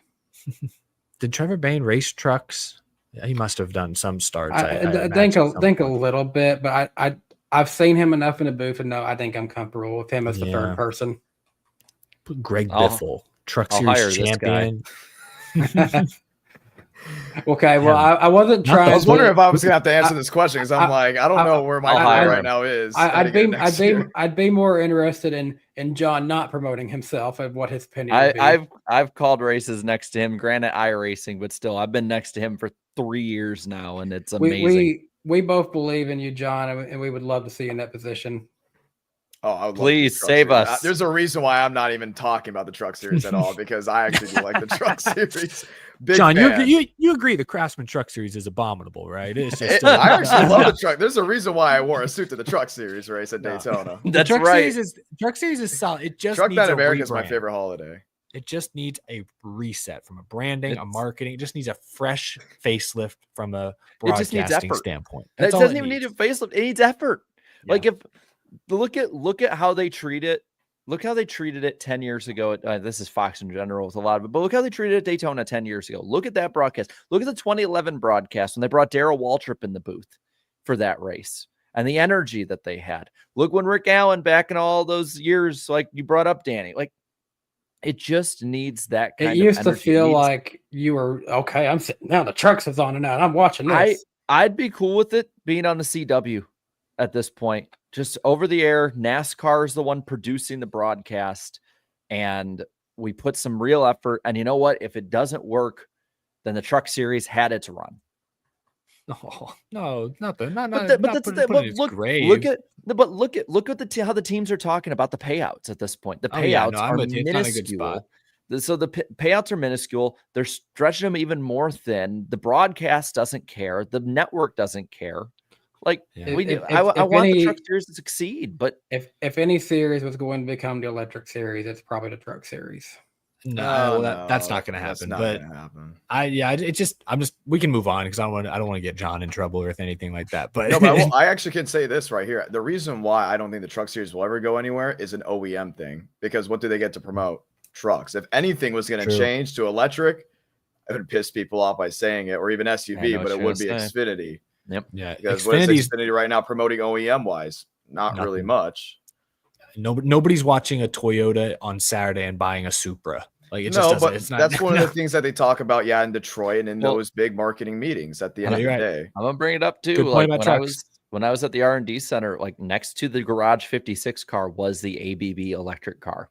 Yeah, like it was parked front and center right there, and they made a huge point about talking about it. So like it's still out there on the radar if they don't talk about it as much. But I did talk to a guy from ABB, and he assured me that Truck Xfinity Cup are not going electric.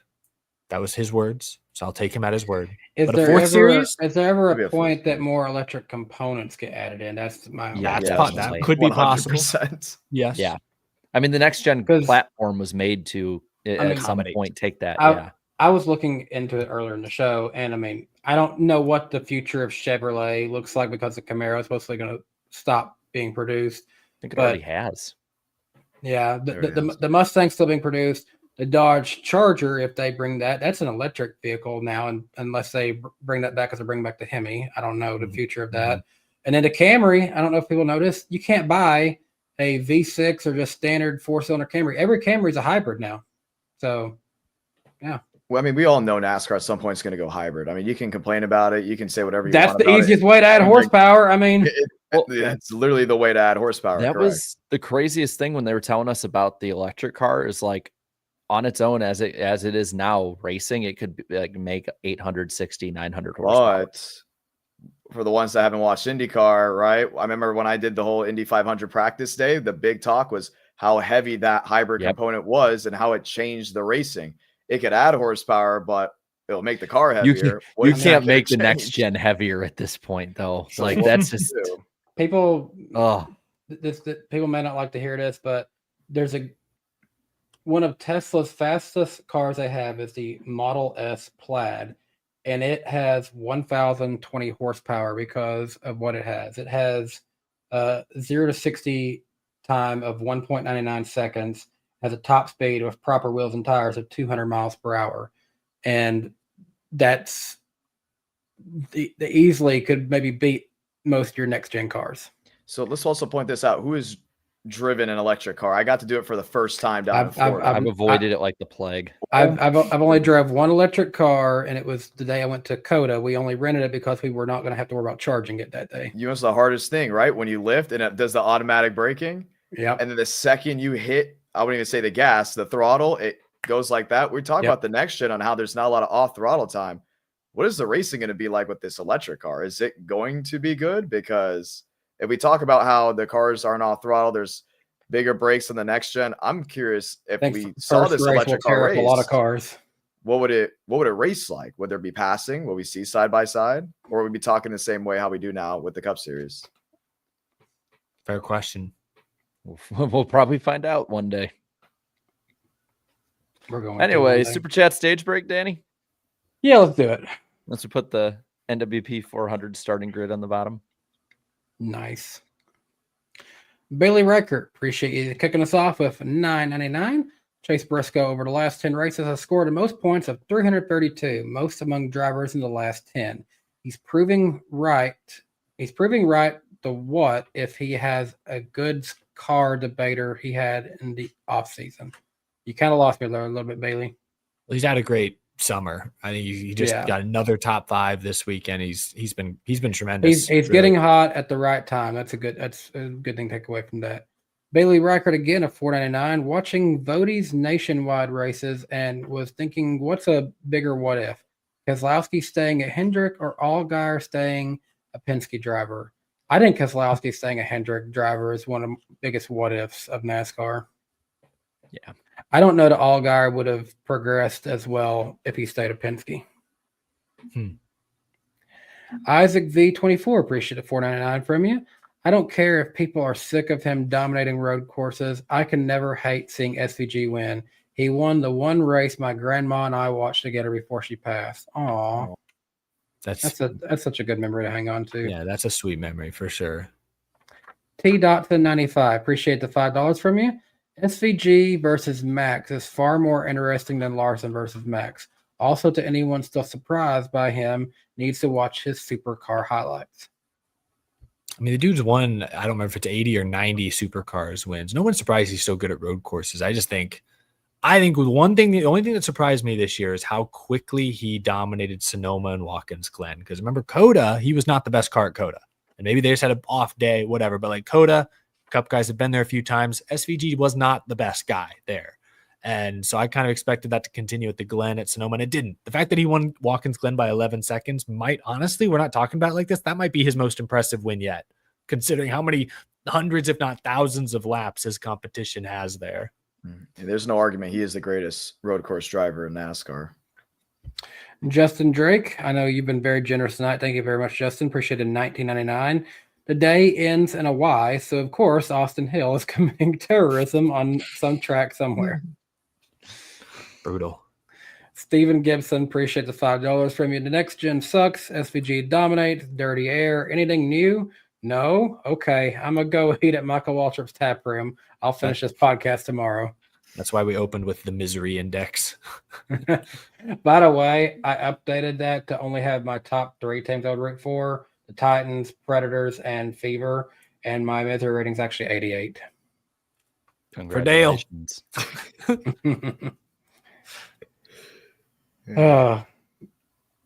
Justin Drake, appreciate the $9.99 from you. Eric didn't see last night's game against the Red Sox clearly. Oh, I watched about the first 6 innings, and then it all went to hell.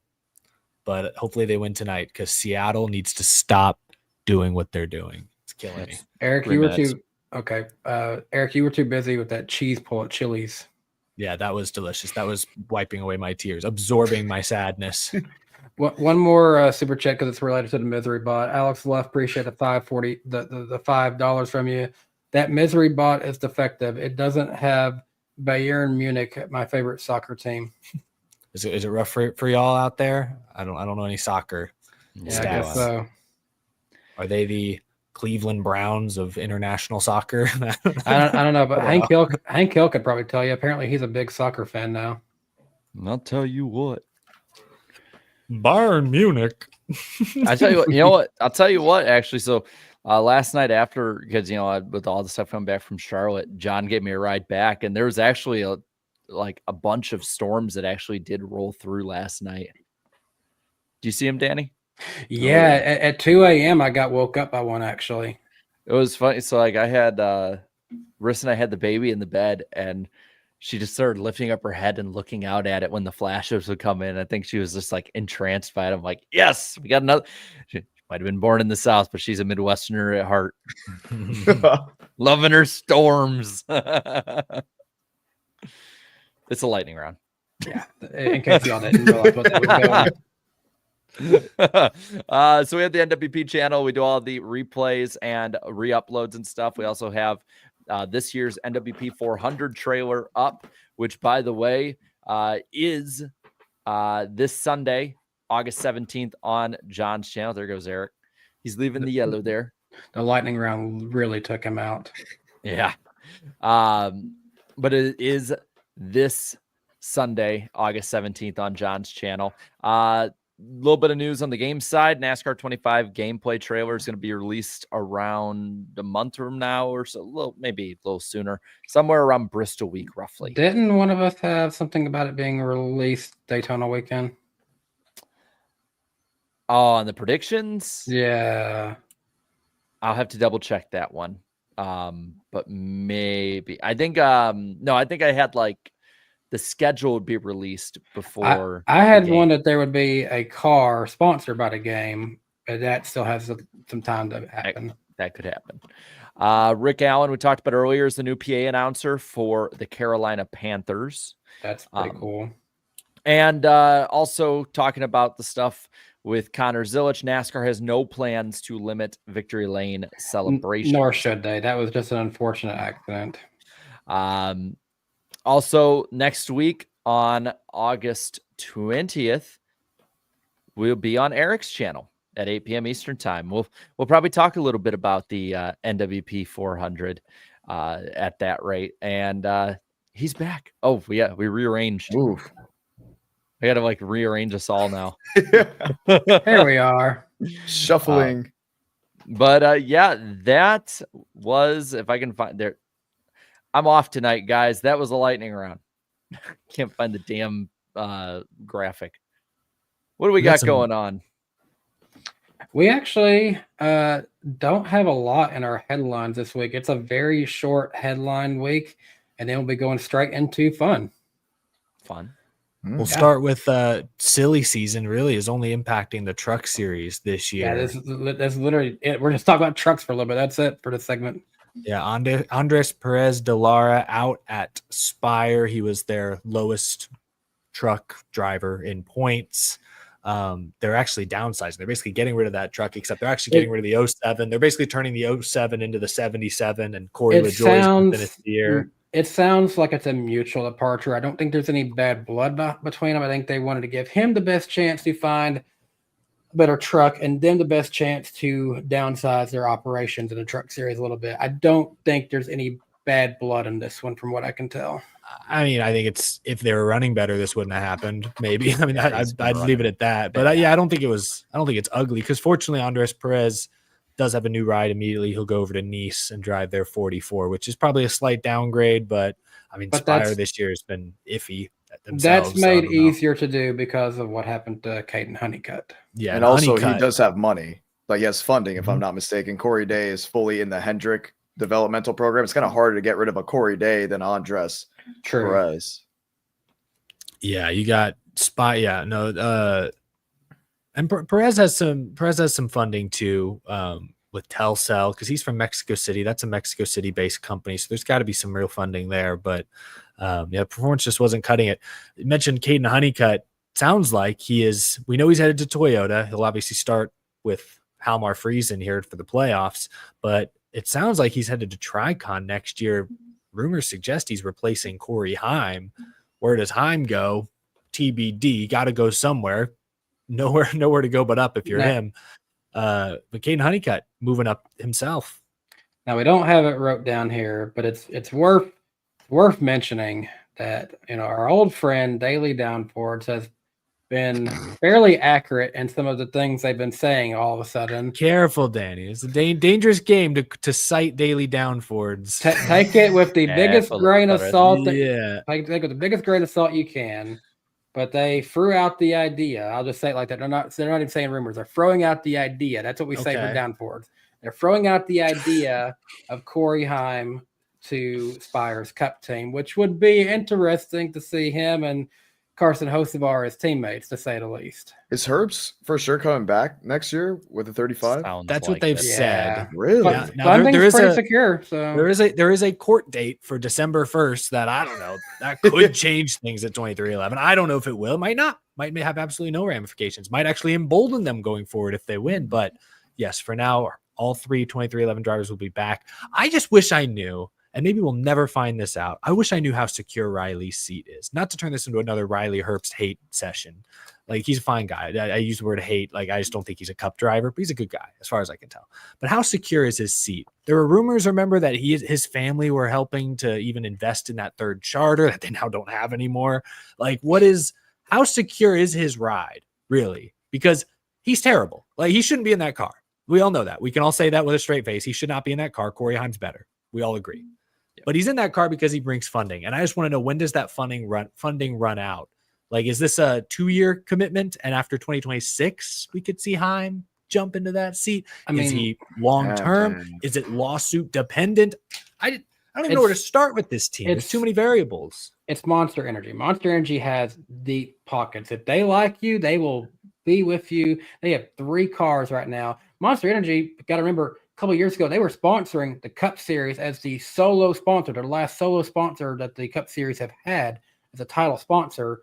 They went away from that deal to focus on spreading out their opportunities to be in the sport. And you got to remember, it's not just Monster, but it's Terribles as well, which is owned by the Herbst family. To be fair on the Monster side of it, though, I mean, they were heavy behind Haley Deegan, and by the end of her career, they bailed. Like, they went to other places for the most part. They were there every now and then, and they were like associated. So it's like performance still has that degree a little bit to look at. I mean, heck, you can even look at some of the other drivers who have maybe not deserved to be in Cup, but they have sponsorship. Eventually, the performance will catch up. To be fair to Herbst, though, on that side, I know we're pretty much sidetracked on the Herbst side of it because it makes no sense really to have him in the car when Corey Haim is right there. He wasn't running all that badly in this race. His finish did not really represent how he was running. I think where did he finish? Like 23rd in this race, or no? Where the hell did he finish? Yeah, I'm gonna say, I'm gonna go on a limb and say it was probably 43rd. Let me just see. 24th. He finished ahead of Denny and Chase. Yeah, okay, beating Chase, that's a round of applause. Riley's not a terrible road course racer. Look, Riley Herbst's fine. He's an Xfinity Series winner. My point is simply, I consider 2311 that seat to be a top 15 seat in the Cup Series. Is he even a top 20 Cup driver? No. Is he ever going to be a top 20 Cup driver? Probably not, which is why I say he probably shouldn't be in that seat if we're just going based on merit.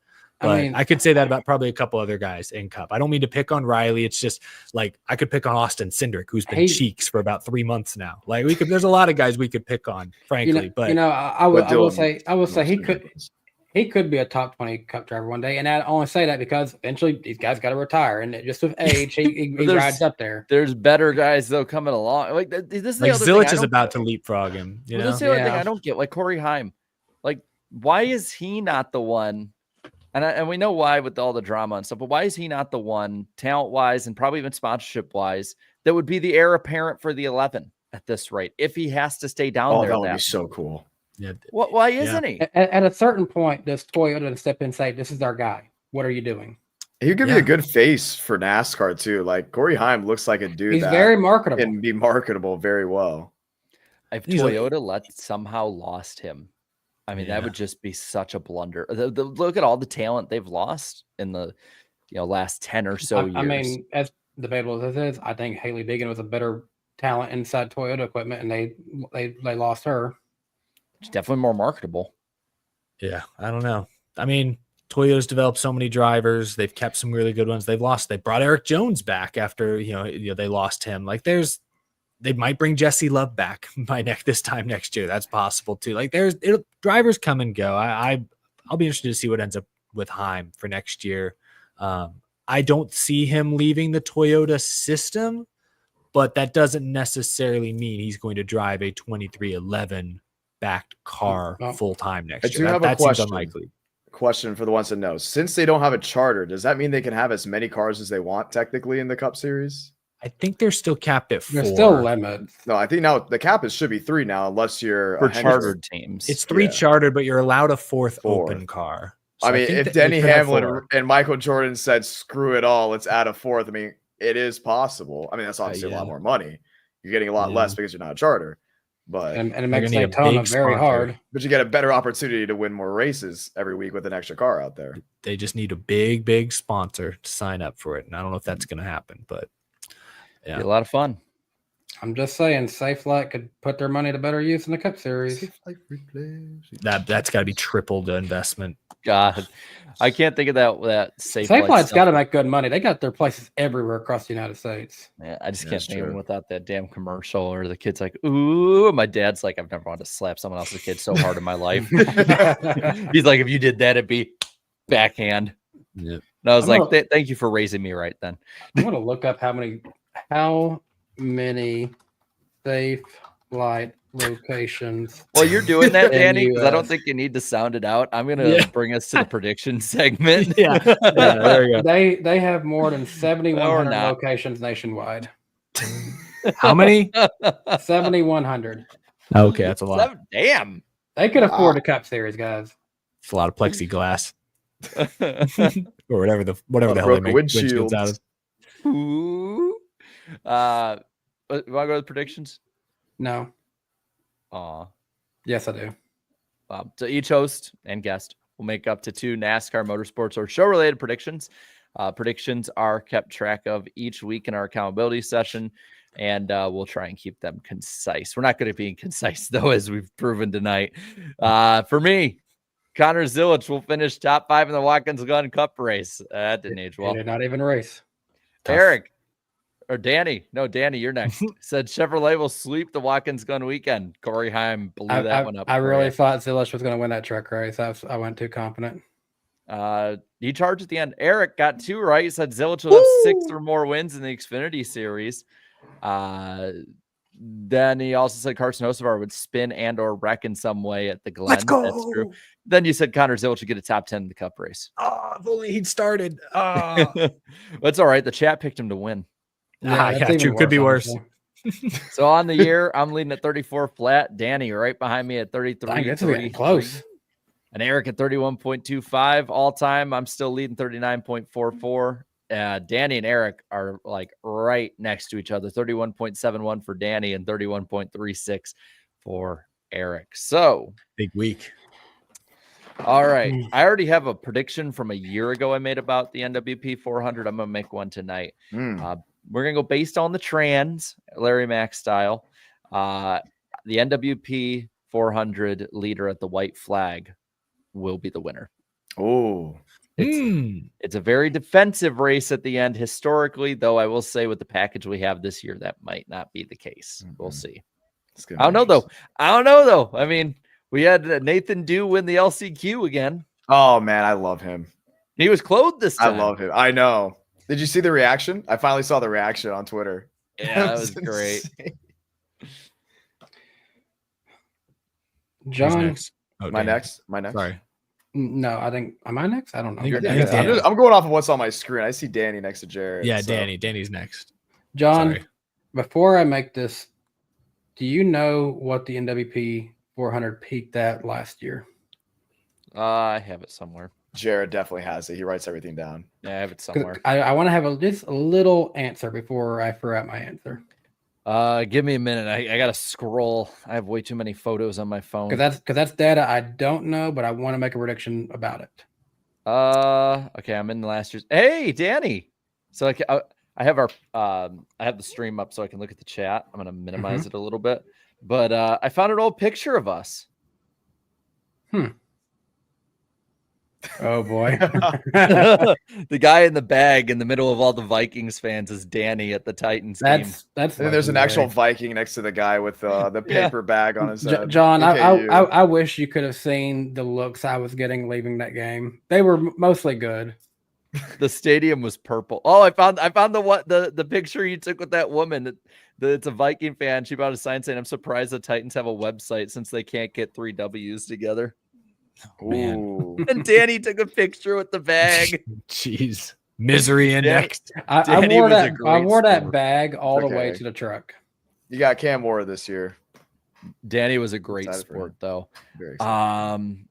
I swear to God, I have the screenshot of it somewhere. I don't have it off the top. I know it was over 1,000 peak concurrent. Make but your I can't guess, Danny. find it. Okay. Sorry.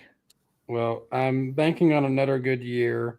I'm not going to quite go that high, though, but I'm going to say peak viewership of the NWP 400 will be 800 or more. Oh, I think that's a given. Yeah, that's a given for sure. Sunday night prime time too. So A monkey. keep this in mind. Every year's been over 1,000. I had planned to do this without even knowing that number in the beginning. So I'm going to still lock in at that number. All right, because Danny took a layup, I'm going to take a layup. Originally, this one was going to be a little bit more out there. Instead, I'm just going to say at least one. Originally, I had 5. One car will be involved in a last lap crash of the NWP 400. What? Oh, that is more of a layup. I just said it's a layup. I'm telling you, give me the slam dunk. All right, I'm going to drain a 3 here from the corner. I believe with less than 50 to go this Sunday at 8 Eastern, 7 Central, Braden Movick's going to slam the catch fence. Now have to hear it for the next 3 hours at the conclusion of the event. Less than 50 to go. That's oddly specific. He has not got a top 10 in any e-ticket this year. He's terrible this year. It's He's funny. been like, we keep track just on our own for like our own fun of points, and Movick I think is like 21st, and he started every race, which is really bad. So, chat says 2 monkeys in a row with me and Eric. Is that 3 monkeys in a row? Jumping on the bed. Is it going to be like the last Daytona race, John, where he just completely ran out of talent in the tri-oval with 9 to go? Probably. I mean, he won a I know duel, he's in so the I'm chat. happy about that he won the duel, but I think he's going to slam the catch fence. I already got the line. Braden Movick into the catch fence, caution waves. He's been rehearsing it in the mirror. There he is. He just called us an ass. Or you, I think. He goes, you ass. Oh man, I knew he was in there too. I knew as soon as he made it. I'm like, all right, look at the chat. And our night in America said script is leaked. If I was here a week earlier, I would have said Frank DeAngelis wasn't going to make the show, and I would have been right. I'm not even seeing him in my version of chat. Maybe it's delayed. He's the people's champ. The people's champ. That's what he is in the chat. That's his at. That is his at. Champ. That is his tagline. Okay, there it is. Okay, so earlier today, Danny DM'd me. We're keeping it in the show here with our teams. We always right in August always make predictions about our teams. And the Vikings waived one of their linebackers, Brian Asamoah, and the Titans picked him up. So my prediction is that Brian Asamoah will be cut from the Tennessee Titans after the preseason. The dude is ass. He is stinky ass. Stanky ass. I straight up asked Jared, I was like, is this guy bad? Is he cheeks? No, you said, is he ass? And I said, stinky.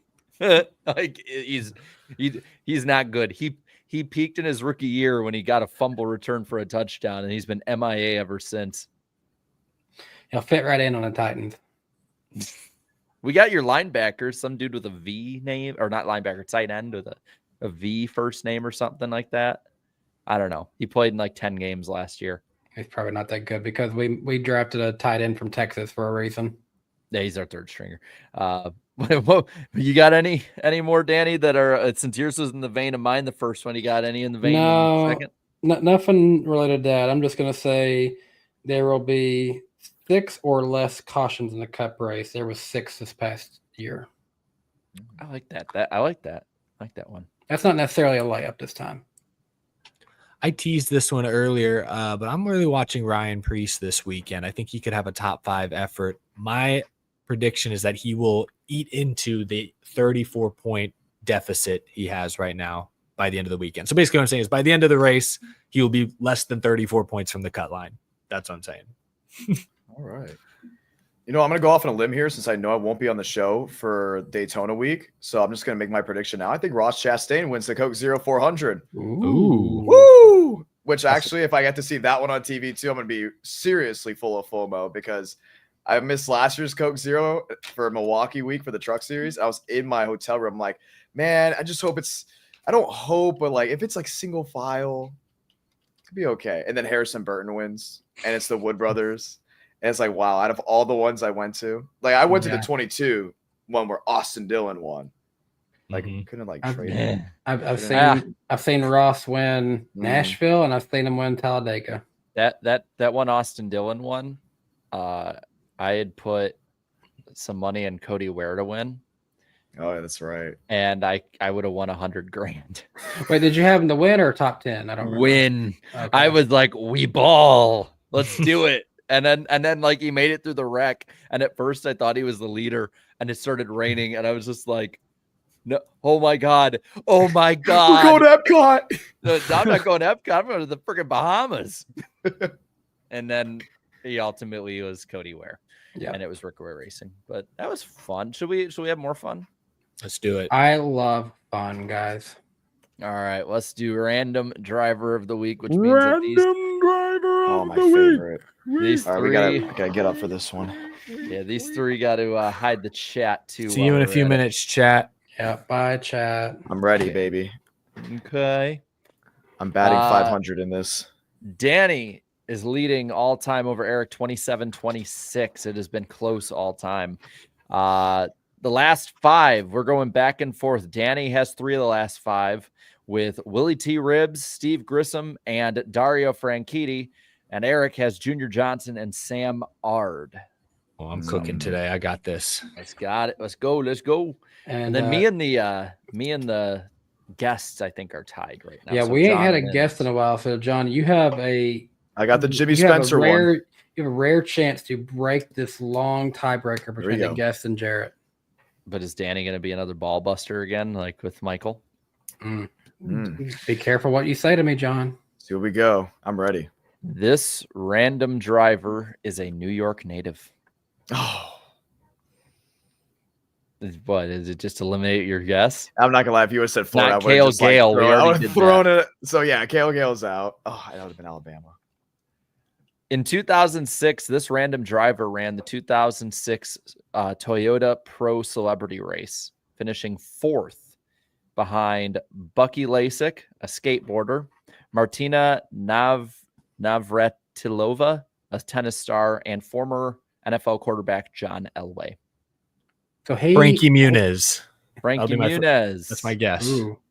Frankie Muniz is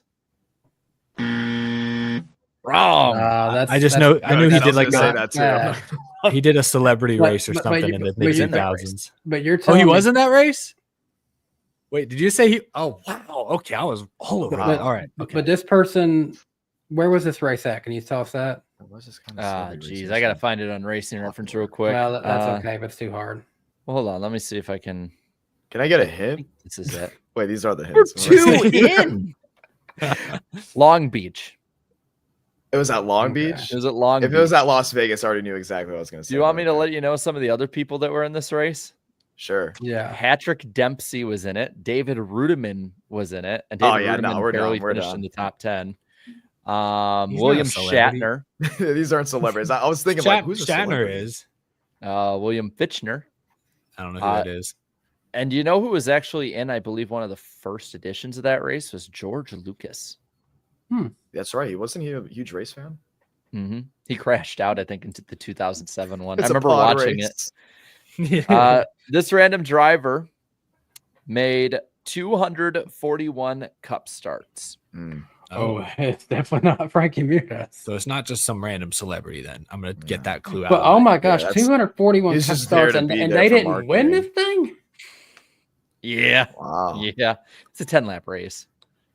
This There random we go. driver made 333 Xfinity Series starts as well. Okay. Solid career. 333 Xfinity starts. And this random driver made 226 Truck Series starts. Dang, all around, a lot of Collecting all the races. Infinity Stones. Yeah.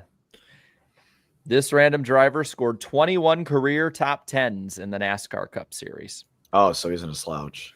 Not terrible, No. but not great either. This random driver never won a Cup points race. Oh, I like that hint. Ooh. What did he do? What did he win? He won something. I can give you guys the non-points races. No, because they may get it right away. Next one. We got this. Well, the next I'll take the clue, hint. but I Give me a guess hint. we can I'll skip take it. the hint. This random driver won the 1995 and 2001 All-Star Opens. Oh, the Opens is harder Oh. for me to know about. Yeah, I have no clue. Yeah, that's the thing, man. I wasn't going to give you like an All-Star race or anything like No that. chance. No, Yeah, I got man. no clue.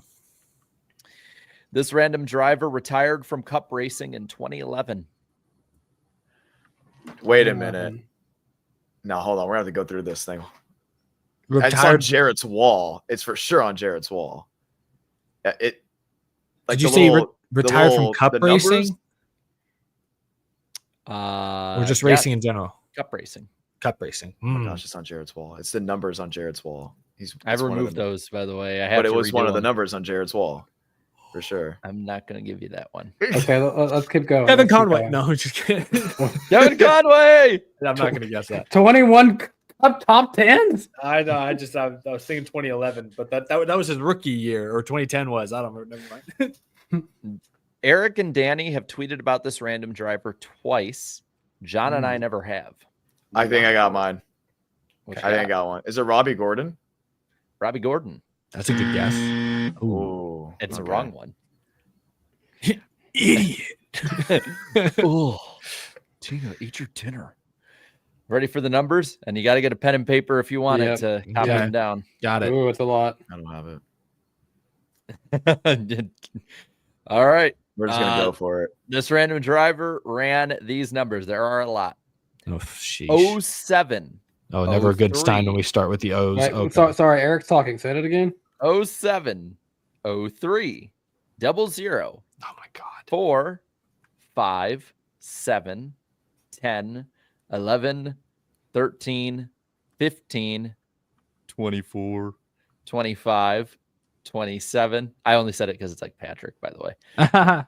28, 30, 31, 33, 34, 35, 36, 37, 42, 48, 50, 54, 55, 59, 60, 61, 62, 64, 66, 67, 72, 75, 81, 82, 91, 92, 94, 96, and 98. No shot all in the Cup Series, right? No, all top three. Okay, I was about to say. I got no clue. I'm not gonna lie. Would you like the OEMs this random driver ran in their cup? It'll Not help cup, me. all, their little NASCAR. all of them. All right. Chevy, Ford, Toyota, Dodge, Oh, yeah. Pontiac, and Buick. Has the chat gotten it yet? Oh, yeah, they got it earlier. Dang it, they got Buick. They're a little on the older side too. Long in the tooth. Let's see. 2011. This random driver's first truck ride was for Roush. Oh. Oh. Oh. Wow. Roush. Hmm. This random driver ran 2 cup races for Hendrick Motorsports. Hmm. Who got hurt in the 2000s? This random driver's 2 starts for Hendrick were 1 in the 5 car and 1 in the 25 car. I'm still thinking back to the 2011 season right now. I'm not gonna lie. I'm just going through every driver in my head. That should give it away, and I don't know. This random driver recently called for parity to be formed more in the truck series. More parody? Mm-hmm. Oh my goodness. You better not hesitate because that's everyone's problem in this. I know. You Hold got to on. guess. Throw it out there. Jeff Green. Jeff Green. No. Wrong. So everyone has one off the board. Oof. Todd Bodine? I was about Todd to say that. Bodine. Oh, Correct. No. That Yep. literally you said don't hesitate, and that was the one. No. Oh my gosh. Todd The he- Bodine. The Hendrick clue actually helped a bit, but then I was just thinking about trucks. Did he fill in for his brother? I can't remember what years he was in it. There was like, I think they were like 5 Parody years was the apart. giveaway. That was what Todd talked about. Wow. I What a pulled that fumble. out. That's the second fumble I've had by just not saying it. He retired yeah. after starting parking in He 2011. did drive the Yeah. 30.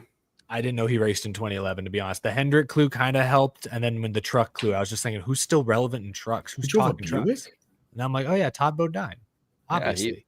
He ran in the, I believe he ran in the Xfinity series in the 80s.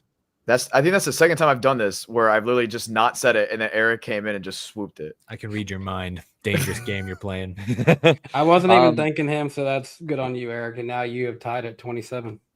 So I wanted to put a few more things out there. One was in 2003, he was actually running 4th in Busch Series points in the middle of a 6-driver championship fight when his team, Herzog, actually went under and he lost his ride.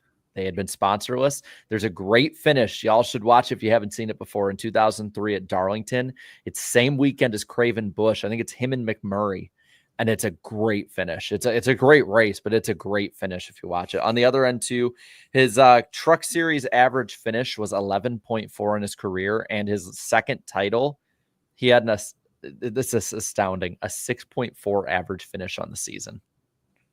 Wow, that's pretty great. Yep, that's right. And it was that Darlington race is on the Monday after the Craven Busch race. Wow. So, yeah. It makes sense now. Top of that, I was thinking for the longest time Ron Hornaday because that 33 stood out to me, but I was like, wait, I don't see number 9 on here. I knew he drove that. So that's similar time periods. Yeah, they were damn good at the same time. All right. What do we got? We had our fun. We're still having fun because it's time to preview Richmond. Woo. Some weekend notes for you guys. Apparently, the Cup race is nearing a sellout, although some people responded to Adam Stern with Ticketmaster screenshots, and there was a ton of seats still available on there. I guess officially the track would have sold them, and there was a ton on the resale market. So I think everyone saw that zoomed in of like where there's a bunch of people. That's like the elevated seats way to the top. Like I'll look it up now, but when I checked earlier, if you're going to say sellout, you need to count all of it, I guess. Well, by the way, their seating capacity is 51,000. So about a little under half of what it used to be. Jesse Love will be in the 33 car for Blue Collar Racing this weekend. Corey Heim will be in the 67 for name redacted 11 racing. That's what NASCAR has told us to call them. Just kidding. We don't have any affiliation with them like that. This is the Truck Series regular season finale. So, yeah, we're gonna lock the field in, and I guess NASCAR will have to decide what happens to Friesen. Yep, we'll find out this week. Nice has a press conference scheduled for 1 p.m. Eastern time Friday. They have been dodging reports and questions about what this could be about. Oh, is there a rumor out there that this is Dodge related? I haven't heard that. I will say when I was at the R&D center, they had one of the Ram trucks under a tarp and wouldn't let anyone see it. So that was pretty cool.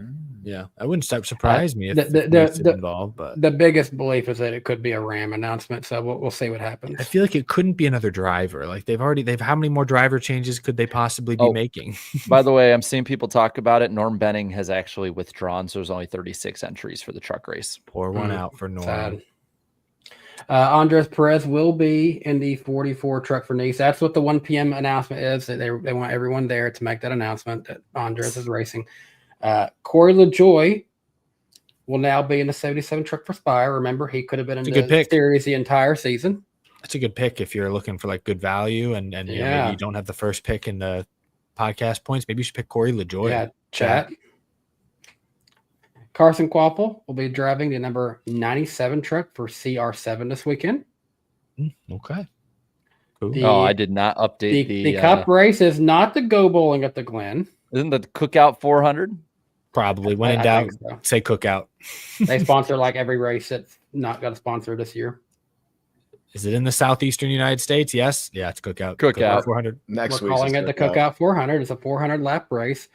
Stages are broke up 70 laps in stage 1, 160 in stage 2, and 170 in stage 3. This race is scheduled to start at 7:30 p.m. Eastern time on Saturday night. You can watch this race on USA and the NBC Sports app. You can listen to it on MRN and Sirius XM. And weather this weekend is looking pretty nice. 88 degrees, partly cloudy skies, and 12% chance of rain. The defending winner of this race is other big bully, Austin Dillon. Redacted. Yeah, redacted. Cucumber to win. He got to keep the trophy. That's all that matters for that blue collar team. Truck race. The truck race will be the Aero 250. It is a 250 lap race. It is a 70 lap in stage 1 and 2, and 110 laps in stage number 3. You can watch this race on FS1 at 7:30 p.m. Eastern Time or on the Fox Sports app, or you can listen to it on the NASCAR Racing Network or Sirius XM. Weather for Friday, pretty solid, 89 degrees, partly cloudy, and a 13% chance of rain. The defending winner of this race is someone we haven't heard much about this year, Ty Majeski. And the pick points. Woohoo! What Jarrett. the hell? Jarrett is leading with 394 points, and the three of us below, we can put a blanket on top of ourselves and be that close to each other, because the chat, you are second, minus 20. Eric is third, minus 21, and I am fourth, minus 22. Man, pick 2 out of the 3 winners, and Chase Elliott screwed me that bad this week. I'll never forgive him. Let's acknowledge this for a second, though. Chat didn't even have a person in the field on Sunday, and they still hang on to second place. Yeah. I won on Sunday, and I'm still in fourth. Danny B last. The points aren't real. This is Where's the just who's playoffs? mine. You guys have the playoffs in this? No. We'll reset soon. When's the round of 3? It's the whole thing is gimmicky, like playoffs. The playoffs in February. I mean, theoretically, the way this works, we could be winner take all at Phoenix still, regardless. I think we were last year for like 2 or 3, at least 2 or 3 of us were in basically winner take all. Did I won that, right? Or did it Last year? I won last year. You won last year. So then you won the first year. I mean, yeah, we bookended the chat's reign. yeah. If I can stay about this close, honestly, if we can keep it this close, fourth is a good place to be to get the number 1 pick going into championship weekend. True. If it's this close, if it gets further away, then it kind of doesn't matter as much. Well, let's rock and roll, because John gets first pick this week as guest. Yep, he could take our number 1 picks from us, guys. Yeah, I'm going to take it right away. Heim time, right off the gun. Yeah, of course you do. I am fully bought into Corey Heim. I'm riding the hype train. I was at Nashville for the truck race, and every time I went by, I was just standing in front of the grandstand, standing in front of the fence going ham time. Just every time I went by. Same thing at IRP, on top of the tower in turn 4. I went ham time. You know what I mean? I'm so bought into the Corey Heim hype. Give me him. Okay. All right. Give me the other monkey lane rigs. Ooh, all right. Okay, I got a couple choices to make here. Give me. And the chat was wanting 34. You can't have him. I'm gonna go. Where are we at this weekend? Richmond. I'm gonna go crazy here. He's getting wild and crazy, guys. I'm gonna say Caden Honeycutt. Ooh. What does he know? He has the script. Hey, the 52 looks solid with Christopher Bell driving it. Looks like they're going Chandler Smith in the chat. Chandler. All right. You know what? I got the 5th pick this week, so I'll just I know he's not as good this year, but he's been good at the short track still. I'm gonna go Ty Majeski. That's fair. You know who I'm surprised none of us picked? Christian Eckes. Yeah, he is in the field this weekend. I thought about it. Who's he driving for again? Is it He's driving for McAnally. It is McAnally. He's it's a third McAnally. In the 16. Is that what I'm seeing? 16 truck? Yes. Yeah, I thought about that. No, it's a 4th McAnally. I forgot they got the 81 too. There's so many people in the chat that are mad that they didn't pick him too. That's gonna be fun. Yeah. I like Thor Sports still winless. Yeah, and so was RCR last year. Cup race. We're gonna suck. Who I think's gonna suck in the cup race? And you can be the same as us in this one. Okay, I'm not gonna spend too much time, as it won't be that hard. Let's go Riley Herbst, just because I got to hear Eric's full rage over Riley Herbst. I loved hearing that. Next time I want to get Eric going. I'm just gonna say, hey, how was Riley Herbst today? It's become our bit ever since people tried to gaslight me into thinking he's the next Jimmy Johnson. that was our chat 1 year ago. Was like, oh well, Jimmy didn't have a lot of Xfinity success either, and I'm like, what are we doing here? What's going on? I mean, okay, mine. It's all irrelevant because of how many wins he has this season now after last week. I'm going to SVG for the suck one on this one. The monkey. Give me Ty Gibbs. I didn't like that blow up on the radio last week. I feel like they're pressing, knowing that their time is running out. Chat's doing Cindric, I think. Mm-hmm. All right. This guy sucked in the next gen era here. Kyle Busch. Whap, whap. Dark horse time. You sure a blue collar team can't do better at Richmond for him, Jared? I don't know. This is a very white collar track, apparently. So who's the dark horse, John? Who's the dark horse? Honestly, give me Ty Gibbs. I'm gonna try. I don't know. I'm starting to get on the Ty Gibbs train a little bit late in the playoffs. You know, he got an extra $1 million. You've been listening to Relax Yellows too much. Yeah, I'm not gonna lie. I gotta get out of these group chats. But I mean, Ty Gibbs, give me it. Give me Austin Dillon in his front bumper. Hand in hand. my Give me gosh, I'm blue collar Brad Keselowski. Really fast at Iowa. Really good at Iowa. Very similar track. I think chat's going Priest. Solid one, Priest. This is a good track for Toyota. I'm going to go Bubba Wallace. He's been hot, and I think he's going to continue his top 10 streak. All right. Who's going to win? The my Cup heavens. race. John, you No start pressure. us off. Wait a minute. This driver's racing this week? No pressure, John. Hold on. Is he picking This Jesse driver's Love? racing. I went safety net. In the truck race, right? Did I go safety net? I think Heim's pretty safe, right? But not on Sunday. So I'm going to go Corey Heim again. Sweep. Give me the sweep. Give me the random sweep. You look at me right now until it happens. It's going to happen. He has the moxie. He is rubbing. We're going to stop. This is still a family-friendly show. But I'm going to go Corey Heim. Okay, Heim chat, time. Give me Heim time 2 times. 2-time Heim time. chat, you can stop right now because he's giving me my number one pick, his owner, Denny Hamlin. So, chat, stop saying 11. Mm-mm. You mook. God, It's going to be crazy. He just gave me the number one pick. 6-7. It's going to happen. I'll go Christopher Bell. God damn it. Sorry. Oh, You're welcome. Wow. That was mine. I'll be curious if any of you guys pick my number 2 pick. What's the chat got? I'm seeing 24s. Seems like they're going Byron. Yep. Yeah, they're going Byron. They missed out on a big Cody Ware opportunity. All right. So I get my number 3 pick, and that'll be Ryan Blaney. That's an interesting one. No one went with my number 2, who was my backup if John took Hamlin, because my backup was going to be Chase Briscoe. You don't need a backup. It's time. That's also solid. That's a solid pick. time all right. every time. That's crazy.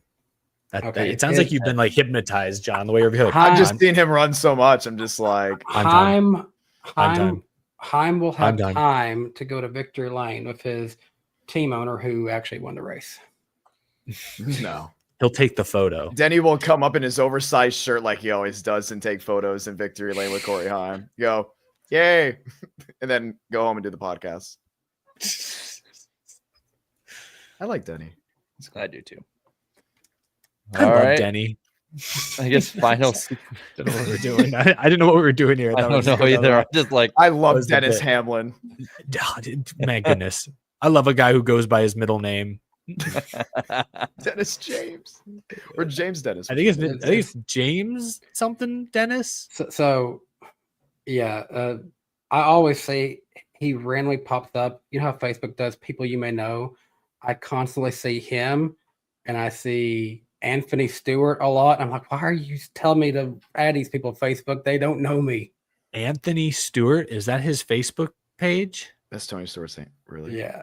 Why is he got his full legal government name Don't- on his don't- Facebook? that's Do what not- Chris is asking in do- the chat. do not add these people. Do not add these people. I'm just saying they show up. Facebook just like, here they are. I'm like, oh, okay. Weird. Because the clientele on there probably doesn't know that that's their actual name because I don't know, they're not using Google. Sneaky. All right. All right. Let's get into the super chats here. Crash Travels USA, appreciate the $4.99. Do you have a top sports team? I was stoked that my Thunder finally won a championship, but I would sell a kidney for Titans Super Bowl tickets. Danny's a huge Alabama fan. Okay, you can stop sending right now on my YouTube channel. Okay, Roll Tide. Give me you're a all roll tide. sinners. You're all sinners. I don't subscribe to the religion of orange. I will gladly though give Eric's wife a Boomer Sooner for her because our coach is a Sooner alumni. That's That's right. what I said earlier, though, man. He give what was it? He give his kidney for Titans Super Bowl tickets. He said I'd cut off my left nut for a Vikings fucking Super Bowl win. So, I don't want to yes, even attempt the ticket thing. No, I want the win. Top sports thing, real quick. We'll go through all four of us. I like the Titans, but Tennessee Vols are my number one. Jarrett, you're the Vikings, right? Goal. John, what is your number one? Fins up. What? For the Fins? Dolphins? Yeah. And Eric, this could be interesting what Eric's is. Oh, mine's Astros. Go Stros. Yeah, I kind of figured baseball was your number one. I'd probably go Rockets second. John's not even phased. I'm sitting there just going. College football. Are you Hook'em or are you Boomer now? I feel more strongly about the Sooners because my wife feels extremely strongly about the Sooners. The thing is, like, I wasn't a big Longhorns fan when I went to UT, and they only have gotten good since I graduated and moved out of that town. So it's like, oh yeah, they're kind of like that fun team that, you used to root for, but I don't have a lot of heart behind it. So I'll root for them when they're not playing Oklahoma. And then so I can sleep safely at night, I root for Oklahoma. Your wife would agree with me. You went to Texas, not UT. I went to UT. Okay. Moving on. Now that hill I will die on. T. Dotson 95. Appreciate the $2. I'm a Jags fan. They're 97 on the misery score. Damn, But they haven't even been around long enough to be that miserable. Yeah. Hunter Nixon Fishing 2500. That's his new name on here. I hate how YouTube does it. He's Hunter Nixon Fishing. I miss the old system, YouTube. Appreciate it, $9.99 from you. NASCAR taking away road courses because if SVG would be like when they changed Augusta National because how dominant Tiger Woods was in the early 2000s. Yeah, I mean, comparison. Bringing a golf reference onto the show. Have we had one of those?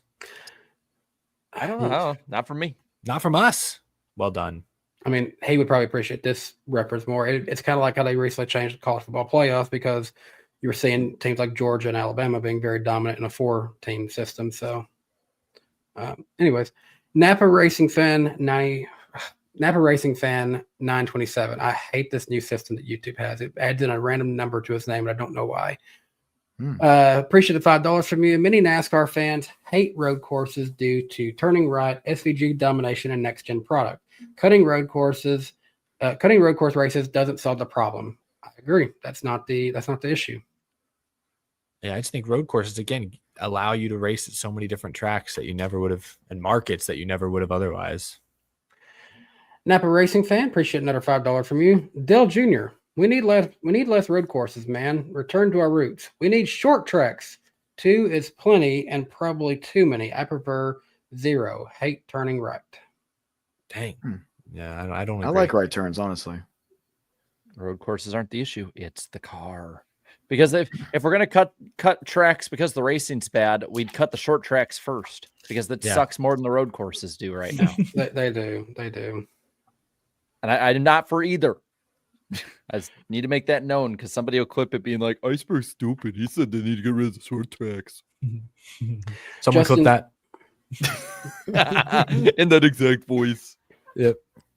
Justin Drake, appreciate a $9.99 from you. Danny, did you see the Bucks versus Titans this past weekend on Saturday? I did.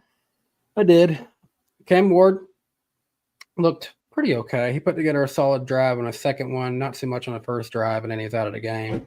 But what does he think about mayonnaise? I don't care what he thinks about condiments. I just want to see him play football. Well, what I did like, this was such a relief that when we were backed into a third down situation, he had no open man. He didn't get sacked. He didn't just force something that would become an interception.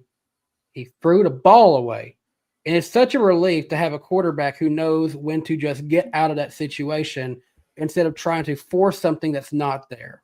Actually, you know what? I was sarcastically applauding, and then I remember the Will Levis meme. So no, that's a genuine concern. I'm glad. No, genuinely against the Bears last year. Yeah. No, genuinely, I believe Will Levis is the worst. Is the worst starting Human quarterback being. in NFL history. You have no man. You did not watch Christian Ponder or 2011 Donovan McNabb. Yeah, I was about to say that. That dude. You know you're in trouble when you're hinging your franchise on an old obese quarterback. Oh my heavens! West Virginia, appreciate the 499 from you. People calling for less road courses because of worse racing. So by their logic, there should be less short tracks and super speedways, right? Fix the car. We should just have every race at Homestead Miami Speedway. Oh, yes, of course. No, you got me up. 38 races a year. And can a we have few the trips open to at Kansas. Chicago? Can we have the open at Chicagoland? Just rotate every week in and out.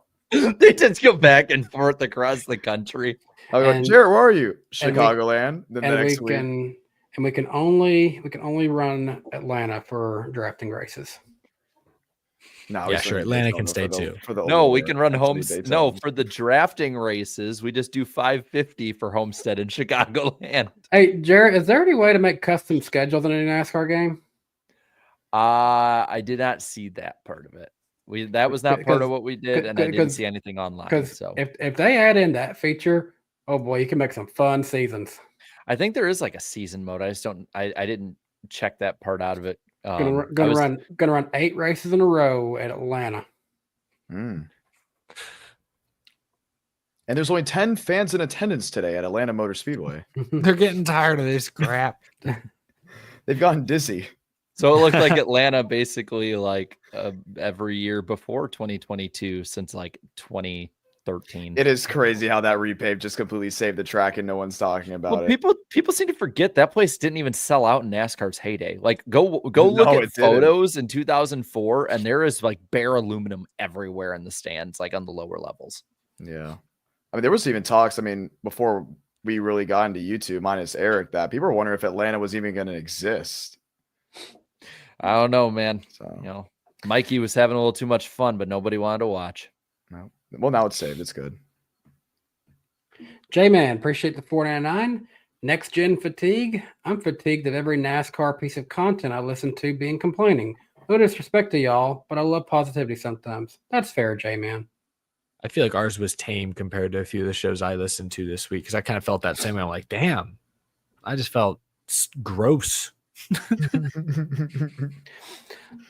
Bobby Blair, appreciate the generous $19.99 from you. I like Kyle Petty, but his comments about the next gen car and for us fans to quote, "This is what we have to deal with. This is what we have. Deal with it."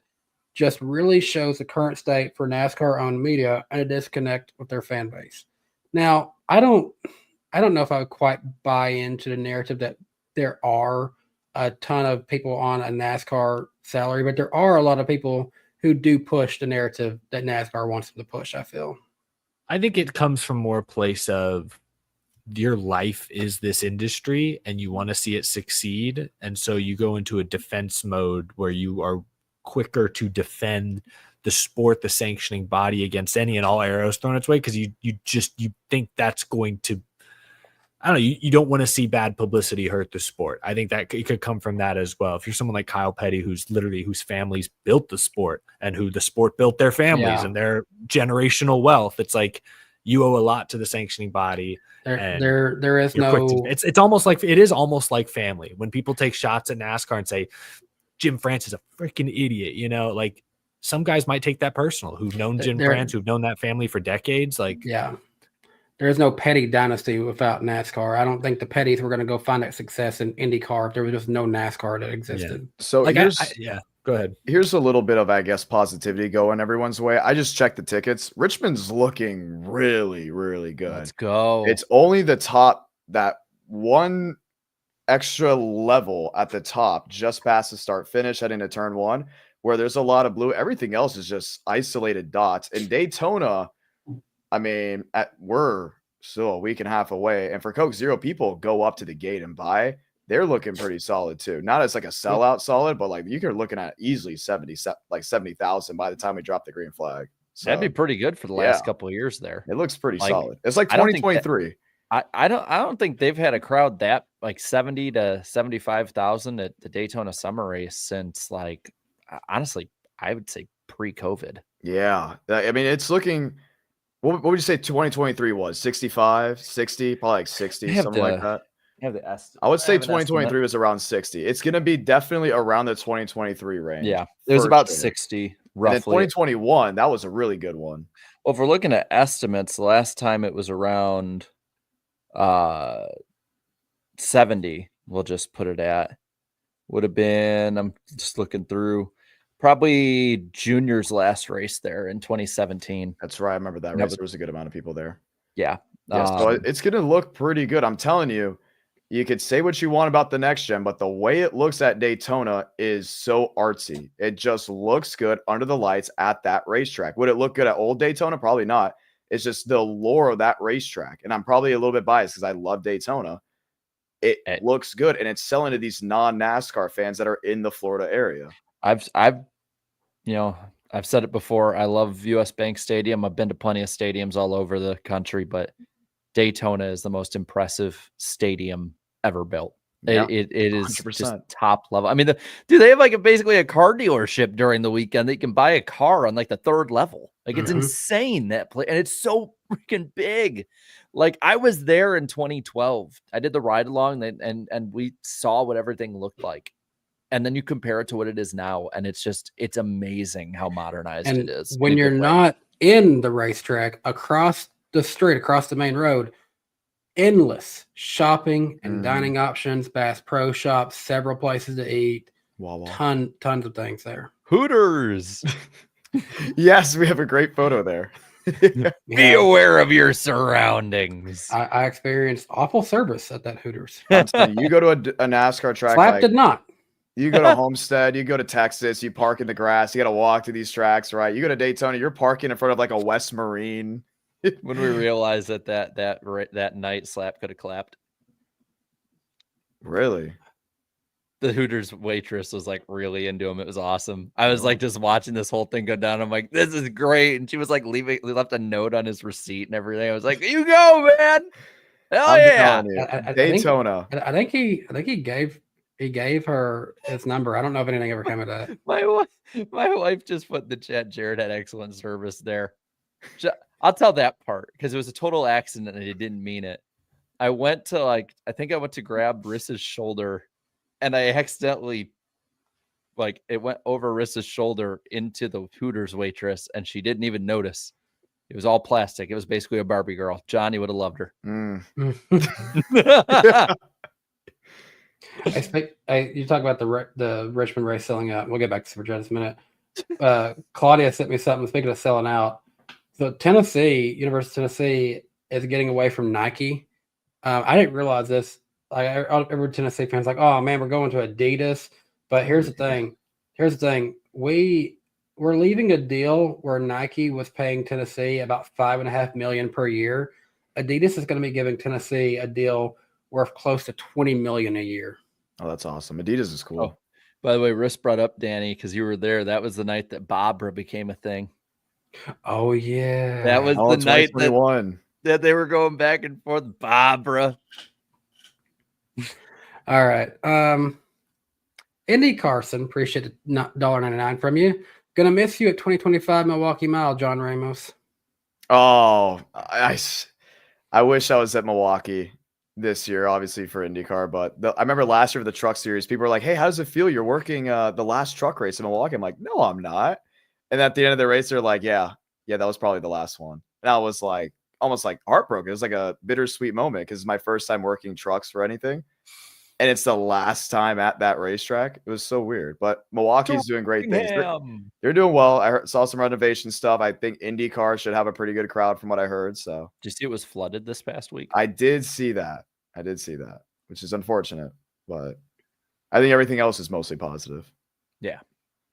Appreciate the $5 from Aiden Smid. Fun fact: Catherine Legg is closer to passing Cody Ware in points than Ware is to Herbst. Andy Carson, appreciate the $4.99 from you. Well, Sunday's race at Watkins Glen proved I'm looking forward to 1.5 mile tracks the rest of 2025. Guess that only means watching 2 cup races until the end. Yeah. Hey, Talladega's gonna be fun this year. I don't care what anyone says. Daytona will be fun as well. Well, mainly because, you can't lie. When you're at least at the tracks, like it is so fun. I got to do the infield last year at Talladega. It's pretty sick. Mom 9098. Appreciate the $5 from you. She said, not able to watch live tonight, but here's something for your time. Vroom. Appreciate that. Thank you. Jeffrey King, appreciate the $4.99 from you. The media is misunderstanding fans complaining about the next gen as not liking SVG. The race car is a problem, not SVG. They are missing the point. I think we've hammered that in at this point. Yeah. I think that's a lot of arguments. I mean, we've seen it a lot with the playoff side of it. We've seen it with this. So, yeah, it's just par for the course. Enjoy his skill, because at some point we're not going to see it. Oh, yeah. Because, I mean, a few years from now, he could start to have a fall off. We don't Look at know. Kyle Busch. Gavin Adcock, appreciate the $5 from you. 5 years from now, do you think Austin Hill is in Cup full time? So he would be 36 years old. Damn, he's already in his 30s. He's 31. 31, yeah. Statement that he does not want to leave Xfinity. I'm going to say no. I think he would. I don't think he has the funding on his own to make that happen. And I just don't. I think there will always be a compelling younger driver with funding or with more talent to take his place. Wait, so you said you think he would? No, I think he won't. I think he Okay. wants to. I don't think he's going to get a. I don't think he does. There was a statement. Sorry, Jarrett. No, go for it. Oh, sorry. There was a statement that was made where he said he wants his Sundays with his kids and his family. So that's why he likes racing on Saturdays, because he's gotten offers before to move up to the Cup Series. I think he's just one of those guys that has no problem racing on Saturday. I wonder if he takes one for the team for a year though, and does like a Daniel Hemrick where he has like a year in Cup and then moves back down. Now, that I could see. Mm-hmm. Like if Kyle Busch leaves, nobody wants to go to RCR, or That Austin Dillon retires. I don't know. I could see him just doing a season or two if they still had some sponsorship together for a charter team. I could see them selling a charter at some point. Yeah, I'm going to say no, he will not be. Andrew, appreciate the $10 from you. I also blame NASCAR for making Austin Homicide drive even stupider. Take away all future driver playoff points, and what does he have to race for anyway? Short of another suspension, he's invincible. All future, forever, next year, beyond. He's just has this affliction no matter where he goes that he's not allowed to earn playoff points. Then now, it wouldn't matter if he goes to Cup or not. He'll never get playoff points. Right. They just kneecap a driver for his career. Ryan Idias, appreciate the $2 Canadian. Over under on Austin Hill causing the big one at Daytona. I go under because he's good at Daytona. So Yeah, I actually would say under, though he throws some crazy blocks. I go under on that one. Yeah, I'll go under, but I don't know. Do we think someone flies? Which race? Whichever. Whichever one. Ryan Breeze, is he entered? I wouldn't be surprised if we double see someone duty, fly. actually. No, what I can't wait for is when a car just sort of barely goes up a little bit, slowing down when it bounces onto the apron, when it gets crashed. Steve Letarte goes on a 30-minute, praise of NASCAR and the A-post thing for keeping it on the ground. And then 10 minutes later, a car decides to fly off in the Daytona airport. Josh Berry's at cruising altitude. Well, last year we had two cars flip in the night race, right? Well, yeah, and I think the first one was McDowell, and they were like, it's Letarte and Burtner is like, look at it, kept this car down on the ground. These cars are on the ground now, and then it's like, I think McDowell got a lot of air, almost hit the fence, but then didn't flip. Yeah, but, he didn't. If He he was didn't on any really part of the flip, track, I he guess. is done. He's a top. Barry was the weirdest one because he hit upside down in the inside wall. It's like, oh. Someone's going airborne at Daytona. I think so. Justin Drake, appreciate the $49.99 from you. Very generous tonight, Justin. If I had a nickel for every time NASCAR didn't call a caution while Barry was sitting spun out on the track for a minute, I'd have 2 nickels. And this time NASCAR was gagging and choking on the golden boy Chase Elliott so that he could fit. What a choke. That I didn't know it was going that way, Justin. That is one hell of a choke job. Nothing. Okay, we can go on. Jeffrey King, appreciate the $1.99 from you. Tricon caused enough caution for Heim to win. Sus. Hamtan. Hmm. I think he was winning no matter how many cautions there was, but I lost my place. Got to go back up. Don't worry, I lost my seat thing on the side here. Just fell off. What the?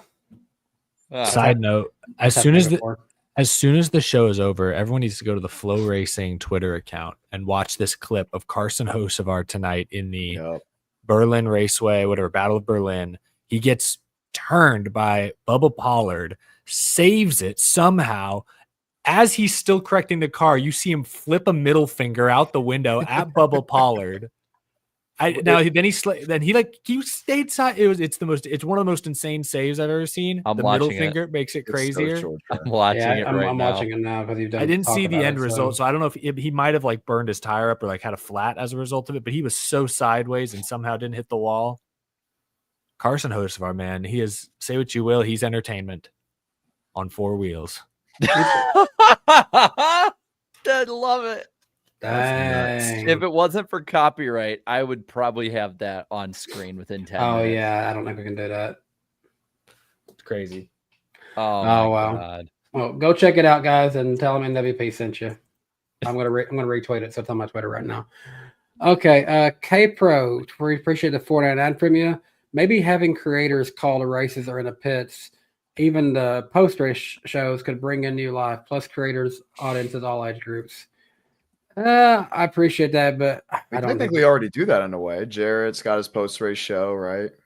Yeah, but I think they're talking about more in like a NASCAR producer TV.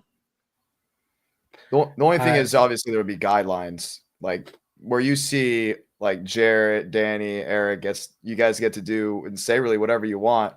You know, when you do things on a corporate standpoint, things very much change quickly. Yeah, it'd be if you wanted like no restrictions, it'd be the speed era again. I'm already thinking of all these things I probably couldn't say on YouTube. I heard in the speed era. I know, right? Get the F off the racetrack. All right, so this BMAJUH, Be My Ja, I guess that's how you say that. Appreciate the $5 from you. First time super chatter, but have watched for a couple of years. Just want to say thank you guys for all you do for the community. Wish I could give more. Hey, appreciate that. You know, no one has to give no one has to give anything. We always say that we're not entitled for anyone giving anything, but we're greatly appreciative of everybody. Really appreciate the comment. Yeah, That's nice. He gave an additional $5 actually and said, John, what would your advice be to an aspiring broadcaster who wants to get into iRacing or in real life racing? Big fan and would love to get involved with it. Oh, I love this question because I was asking this question about like 5 years ago. So if you have access to internet and you want to do sports broadcasting, sports media, or just anything that us four are doing now, you have access to do it. So I started off with, I wouldn't even say Project Cars 2. It was a little bit before that, the whole stop motions back when I was in middle school. So if you have an opportunity to download NR 2003, watch old NASCAR races from just back in the day, or go on a video game that has a spectator mode, you can call races off that. And that's really how you get started. iRacing becomes a little bit more easier for us because there's like certain areas where iRacing, I can bring it to in person with certain things I do. Even though at some point there does become like a stretch of like, okay, yeah, now this is not realistic anymore for broadcasting standards. But definitely starting off anything. It could be baseball, basketball, football. If you have access to a laptop, a monitor, and a microphone, and you can download a video game, NR 2003 is free if you know how to do it correctly. You can get started like that. That's how I did it. You look further down on my YouTube channel. You may not recognize me. You may not recognize my voice. But you'll see like even NR 2003 stuff that I did back in the day with just AI. That was basically how I got started. It still works today. Get used to your own voice, because if you can get over if you can get over the fear of what your own voice sounds like, that's the biggest hurdle. I mean, I sound like I get a comment sometimes said, you sound like you're gargling marbles. I'm like, I don't care. I like my voice. It's who I am. And if you're young, your voice will evolve. Like apparently my voice still isn't done. People have told me I sound different this year than last year. You sound really different in your first vlog at Daytona. Yeah, I'm well aware. The hair looked different and everything. It was terrible. If you really want to see and be shocked, go find the very first NWP where John was on with us. Oh, that was a great episode. That was one of my favorite episodes, actually. Yeah, It's We'll the hang day I out. realized You- you could you- really piss off a Chase Elliott fan. you would not know that's John except for his looks. That was Anyway, 2018. Bailey Riker, appreciate the $2 from you. Toyota deserves to lose Heim, to be honest. That was 7 years ago. I've been doing this for 7 years. It just hit Yep. me. Wow. 8. We're in season 8. Oh my gosh, that's right. Dang. For 7 years. Justin Drake, appreciate the $19.99 from you. A good amount of drivers don't bring funding like Heim, but they get the shots in Joe Gibbs cars. Is Joe Gibbs being that petty to gatekeep Heim out of Xfinity JGR cars? Because Nepo Baby and Heim had a little rivalry in ARCA. And kind of feels that Awkward way. part is Gibbs owns the 50, like Ty owns the 54 car now, right? The Xfinity car. Yeah. Okay, I've been looking forward to reading this one. Appreciate the $5 from NWP Pick Monkey. Obviously, I was gonna pick SVG last week. I'm also picking Heim for every truck race the rest of the season. Hashtag I stay in the front row motorsports. There it is. I was waiting for that tonight. Logs Bex, appreciate the $4.99 from you. Trace Briscoe will win the 2025 championship. They spaced it. That's a bold take. Howdy, Logs. Unbelievable. Yeah, I can believe it. Ethan NASCAR fan, appreciate the $4.99 from you. What do y'all think will happen to the Lions this season? Ooh, Jarrett, love to hear your take on this one. That's difficult because they lost a lot of important pieces on the coaching side. I think the thing is, if they stay healthy, they'll probably be like a 12 and up win team. But with how difficult the NFC North schedule is this year compared to last year, if they get injured or the coaching isn't right, I could totally see them being like, 9-10 wins. If they slip a little bit, the division's tough. Like your whole division is what? It's Vikings, Lions, Packers, Bears? Yep. It's the best probably division lineup Yeah. versus where everyone else is kind of just displays. And the thing is, people say that's crazy, but that's the NFL for you. You can be the top of the world 1 or 2 years, and then it's just like stuff doesn't go right, and suddenly your 13-win team is an 8-win team. I think they'll make the playoffs. I think 3/4 of your division is good teams. What I've been seeing in the camps, Caleb Williams is still not it for the Bears. They got a lot further to go. Well, and the thing with that is Ben Johnson's whole system is under center, and Caleb Williams has played like 19 plays total since he started in college. Yeah. Under center, he's been under shotgun, and it just, or in other sets, and it's going to be an adjustment period. But As far as the Lions go, the thing is, like, I'm not saying the Vikings are going to be any good either. Like, McCarthy has not looked stellar in camp or preseason, and they have a talented team, but if the quarterback isn't there, then you're going to be an 8 or 9 win team too. So to me, it's a pick 'em in the North. the Packers, Jordan Love, they got a good thing going right now. I gotta say that. They can't beat good teams. Last year, then they lost to like all 13-win teams and the Bears. So like I don't know. We'll see. That whole division, it could be any order by the end of the year. Yeah, I'll probably just say I think the Lions do win that division. We'll see. I don't know. It could Bailey- be any of them. Bailey Riker, appreciate the $4.99 from you. Nice making driver changes all the time. Feels like when Legacy Motor Club was making office changes every other week. Jimmy Johnson has been promoted to executive of ownership, guys. Plot twist. Legacy's buying Nice Motorsports. That's what the announcement is. That's not, but Legacy is buying Nice, which in turn is buying a piece of Legacy. yeah. The most convoluted merger of all time. Rowdy 18 Diecast, appreciate $1.99. Taking 4 friends to Richmond for their first race. That's awesome, man. Yeah. Ooh, have fun. Have fun. Be a great crowd. Nothing Night like being racing. there in person. I would Yeah. say get your concessions early at Richmond. Get it early, and don't wait till the stage breaks to do it. If somebody really needs to go get something to eat, get it before the race.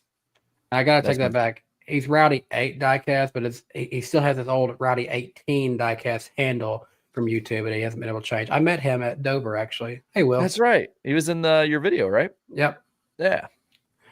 Cryptoplasty, appreciate the $4.99 from you. I was at the race on Sunday. Kyle Larson got a surprising amount of boos. Didn't know there were so many haters. You guys should really make it up there. I really should. I really should make it to Watkins Glen at some point. It's one of the few tracks on the East Coast I haven't gone to. I think I've said it's probably my top like mainstay on the schedule that I have not been to. Yeah, I think the 3 on the East Coast I haven't gone to is Pocono, Watkins Glen, and Richmond. Wow. Andrew 2747, appreciate the $5 from you. Love the show, guys. Longtime listener. Eric, I blame you for my addiction to Raising Cane's. Dang, that's hilarious. What's I love the that. rehab for Raising Cane's addictions? I don't know. Slim chickens. I had to give you some drama for that one. By the way, Eric, In-N-Out Burger is getting ready to open up some locations here in Middle Tennessee. Oh, I saw that. I'm excited. About time. There y'all go. Yeah. I haven't been to In-N-Out in a while. Whataburger's still king. Oh, yeah. 24 hours. Well, isn't In-N-Out 24 hours? I don't know. I just remember one time I went to a Whataburger here in Tennessee with Jared at 4 a.m. Oh God, was that when we were moving? Yeah. Okay. Nothing beats a honey butter chicken biscuit in the middle of the night. Just saying. Yeah. I think we got like a grilled chicken sandwich, and oh my goodness. Well, no, you if you want something, if you haven't ate all day, like me, and it's been like 16 hours or so since you ate, you just get yourself a triple cheeseburger. And you can take all the stuff up, but you get that, and you get like the sauteed onions on it too. It's great. It just fills you up, and then you're not hungry for like a day and a half. I will still say, even though we're about to get In-N-Out and we have Whataburger in this town, Culver's still clears as the best burger in town, in my opinion. Culver's is a very solid fast food You have burger. to try Culver's. I'll You give haven't had Culver's? Really? Nope. You got As you a got to have it. Midwesterner, man. You got to have it.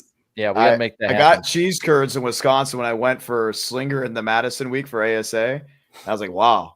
Their this is cheese really curds good. are pretty good, but I need to honestly, try the cheese curds. At honestly, their burgers remind me of like the little place called Frosty Mug where I grew up at, like just like good American cheeseburger. I come from Florida. We Butterburger. defined by the gas station. You know, everyone talks about Buc-ee's, and don't get me wrong, Buc-ee's is great, but I'm a Wawa guy. Like, let's be real.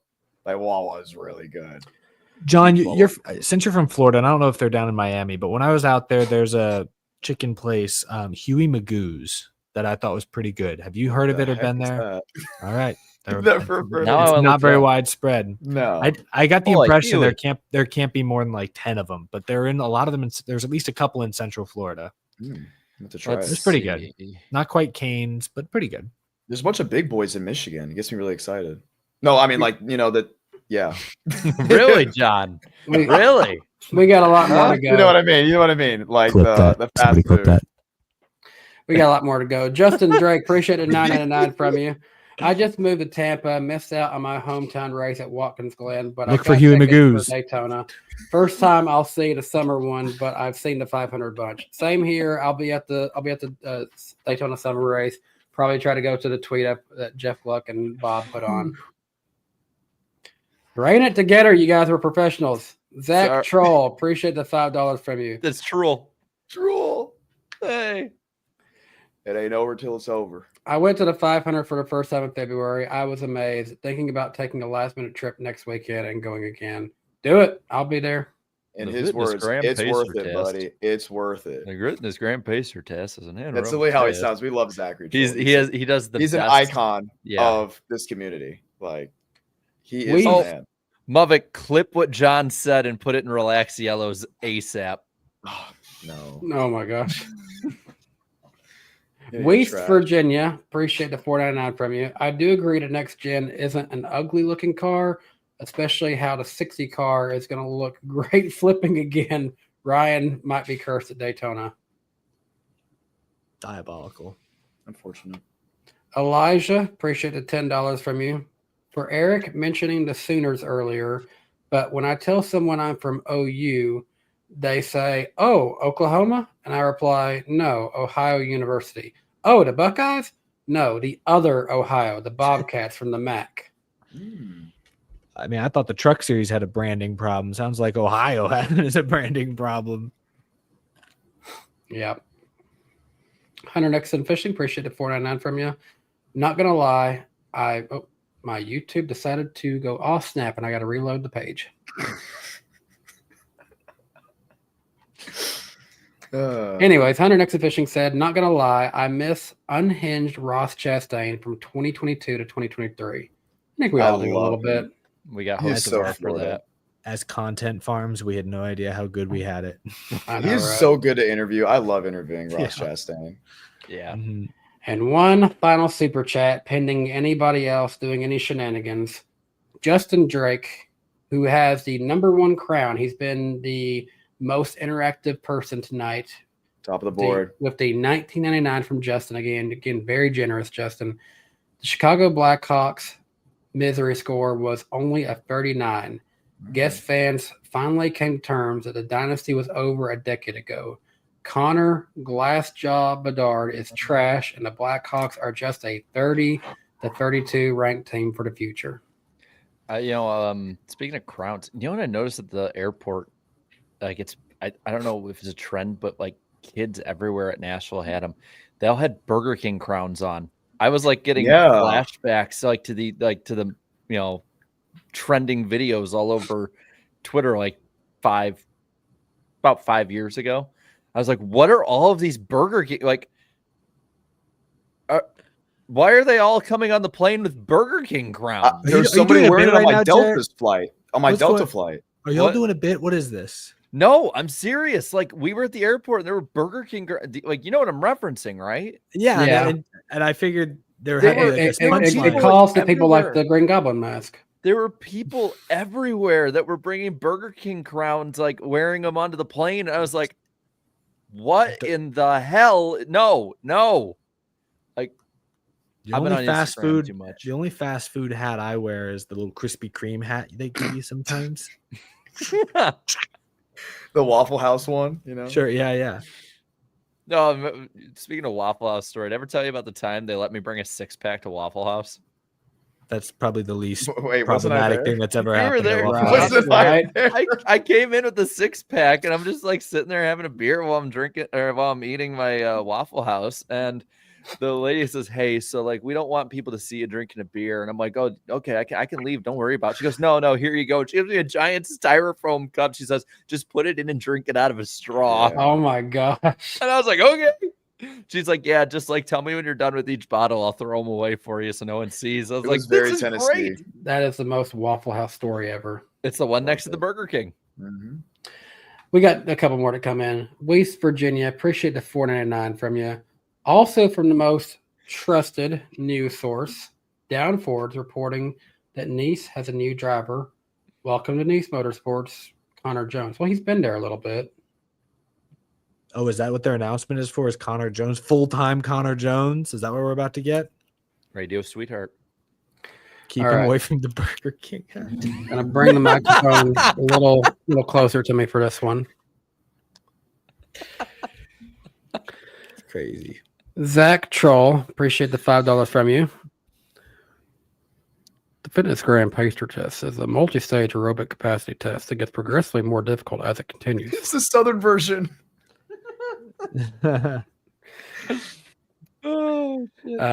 Christian Delgado, appreciate the $5 from you. PSA, go cheer on number 13, man's best friend Camaro in the NWP 400. Go cheer on the Bean team. For anyone who doesn't know, that is a Sabrina Carpenter album. It's Yep. the one where the guy is holding her while she's on her knees, holding her by her hair. Oh, He's gosh. actually a Sabrina That's fan. on- You made that's that on his joke in the car. duels, and I Yeah. was keeping it very professional after that joke. See, I don't know, and I just saw man's best friend and thought, oh, that sounds nice. Something about dogs, right? He thought it was the Alex Bowman paint scheme from Best friend. John, your people are taking it over to Super Chats. Look at that. That's never a good sign. Something bad's about to be said. It's just I'm waiting for it. I mean, it's bad. It's not terrible. It's not bad. No, this is not bad. Bad in a good We way. know bad. I can say it, but I'm also a married This is man. like I don't a need to say tropical it. storm. Hunter Somewhat. Nixon Fishing, you're easier. Appreciate the $4.99 from you, Hunter. Waffle House employees will stand at the gates of hell for you and call you baby at the same time. The GOAT. They're awesome. The People's Champ 42 gave $1.99, and he said, "Latinas forever." He's a big fan. Really? Elijah, appreciate the $5 from you. I mean, Ohio University was the original OU, founded in 1804 before Oklahoma was a state and before the founding of Ohio State. See, I agree with you. That's why I say Tennessee is the real UT, because it was founded before Texas was even a state. And if it wasn't for the volunteers from Tennessee going in to save their hide, there would be no Texas. It'd be utter Mexico. Boy said other Mexico. He says Latinas forever, and suddenly he's just coming out expert on the Texas Mexican Revolutionary War. Oh man, it's late. What do you mean? Crazy. So wait a minute. So like, okay, run me down through this here for a second. So I need a history rundown on this, Danny, for the Volunteers. Mm-hmm. Tennessee saved Texas. Because I'm leading here. They saved Texas then, right? So because the Tennessee Volunteers helped Texas, later on we got Ozzie pissing on the Alamo. Yeah, so I mean, fat lot of good you Tennesseans did at the Alamo. Man, we lost that battle. Only That was because an unranked opponent. Doesn't forget. only because y'all couldn't get enough help, and we had to come in there. Tennessee lost an unranked opponent in Texas. Like, really? Gosh. I don't know. I think Santa Ana was a pretty good coach back in the day. Oh man, those international games, those rivalries back then were fierce. He ran a good program there in Mexico. Tennessee thought they're going to win the BCS that year. They're like 8th, and then was that the original Fiesta Bowl? What's okay? Is Davy Crockett from Tennessee? Are we talking about Tuesday? Am I talking about something completely different now? No, Davy Crockett. Davy Crockett is actually one of our unofficial mascots. You have Smokey, and then you have a guy that's dressed as Davy Crockett at Neyland Stadium. And then we got a guy with the last name Boone that's actually related to Daniel Boone that races at the fairgrounds. He's also a Love Jackson Boone. Just want to point that out. You know, it's late at night. We might as well just be hitting facts at this point. Okay, John, your group keeps sending in super chats. Zach Troll sent in their $2. Diners are overrated. New Jersey needs Waffle House.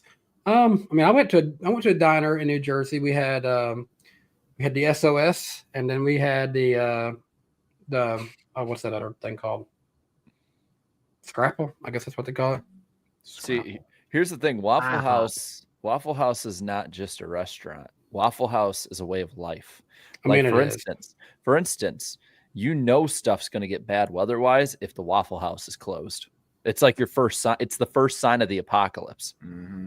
It's your first and last line of defense. Yes. JMT, appreciate $1.99 from you. The guy on Sabrina's album cover, William Byron. BIR, appreciate. Wait, whose channel is it? I hate this system. Who are you? Go to channel, and you are Birdie. Oh, it's Barb. Yeah. Is it Barb? Yeah, it is. Hey, Barb. Appreciate the $1.99 from you. He said, John, I will slime you out, bro. Okay, that's crazy. All right. I think we're getting to that point. Okay. We're getting to that Well, point. we are, because Ryan Idios gave $2 Canadian and said hashtag NWP after dark. We are way after dark at this point. We've gone over 3 hours. Ross Crashstain, appreciate the $5 from you. Texas, still the only state that was in its own way. It was in its own country. Hashtag Its own way. I'm not it was reading. its own way when they lost at the Alamo. I'm not reading things correctly anymore. If those damn guys. Tennesseans just stepped up at the Alamo, maybe it would be Yeah, maybe we would have found our way. Oh my God. We were in the way. I love Tennessee, by the way. I don't want to get anyone mad. We are Tennessee's now. cool. We do live in Tennessee. I just want to. My parents are in Pigeon Forge right now, actually. Did they go to visiting, Dollywood? Probably not. I told them to go to BJ McLeod's Mountain Coaster. I have no idea if they did. They should do that. That was a lot of fun. Yeah. If you guys haven't seen, I have a video on my channel about that. And that's it. And I hope no one else sends anything else. Oh, there they go. West Virginia, $1.99. NWP After Hours, always crazy. Hashtag I'm staying of Waffle House. Okay. I think we're done now. We're going to be on Eric's channel next week. See you guys. See you guys. Watch the Thanks, NWP everybody. 400 on IDK Players channel this weekend. I swear, though, I thought I just saw one more pop in. Oh, gosh. What is happening? Delaying the inevitable. Is it a delay on my end? Eric's supposed to go, I- Mr. Krabs, I want to go to bed. I only see West Virginia. Really? The Iceberg with $1.99. Thank you so much for your generous support, The Iceberg. Remember the Alamo.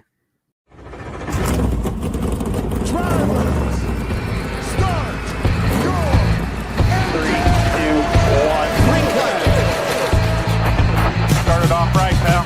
Right on, come on. Get outside. Three wide. Unbelievable. Where you playing? We're going. I like the aggression. This other guy's a great car. You can go to all those guys up there. They can suck in. What we're about to do is not a good idea. All good. What is he doing? You gotta be kidding me.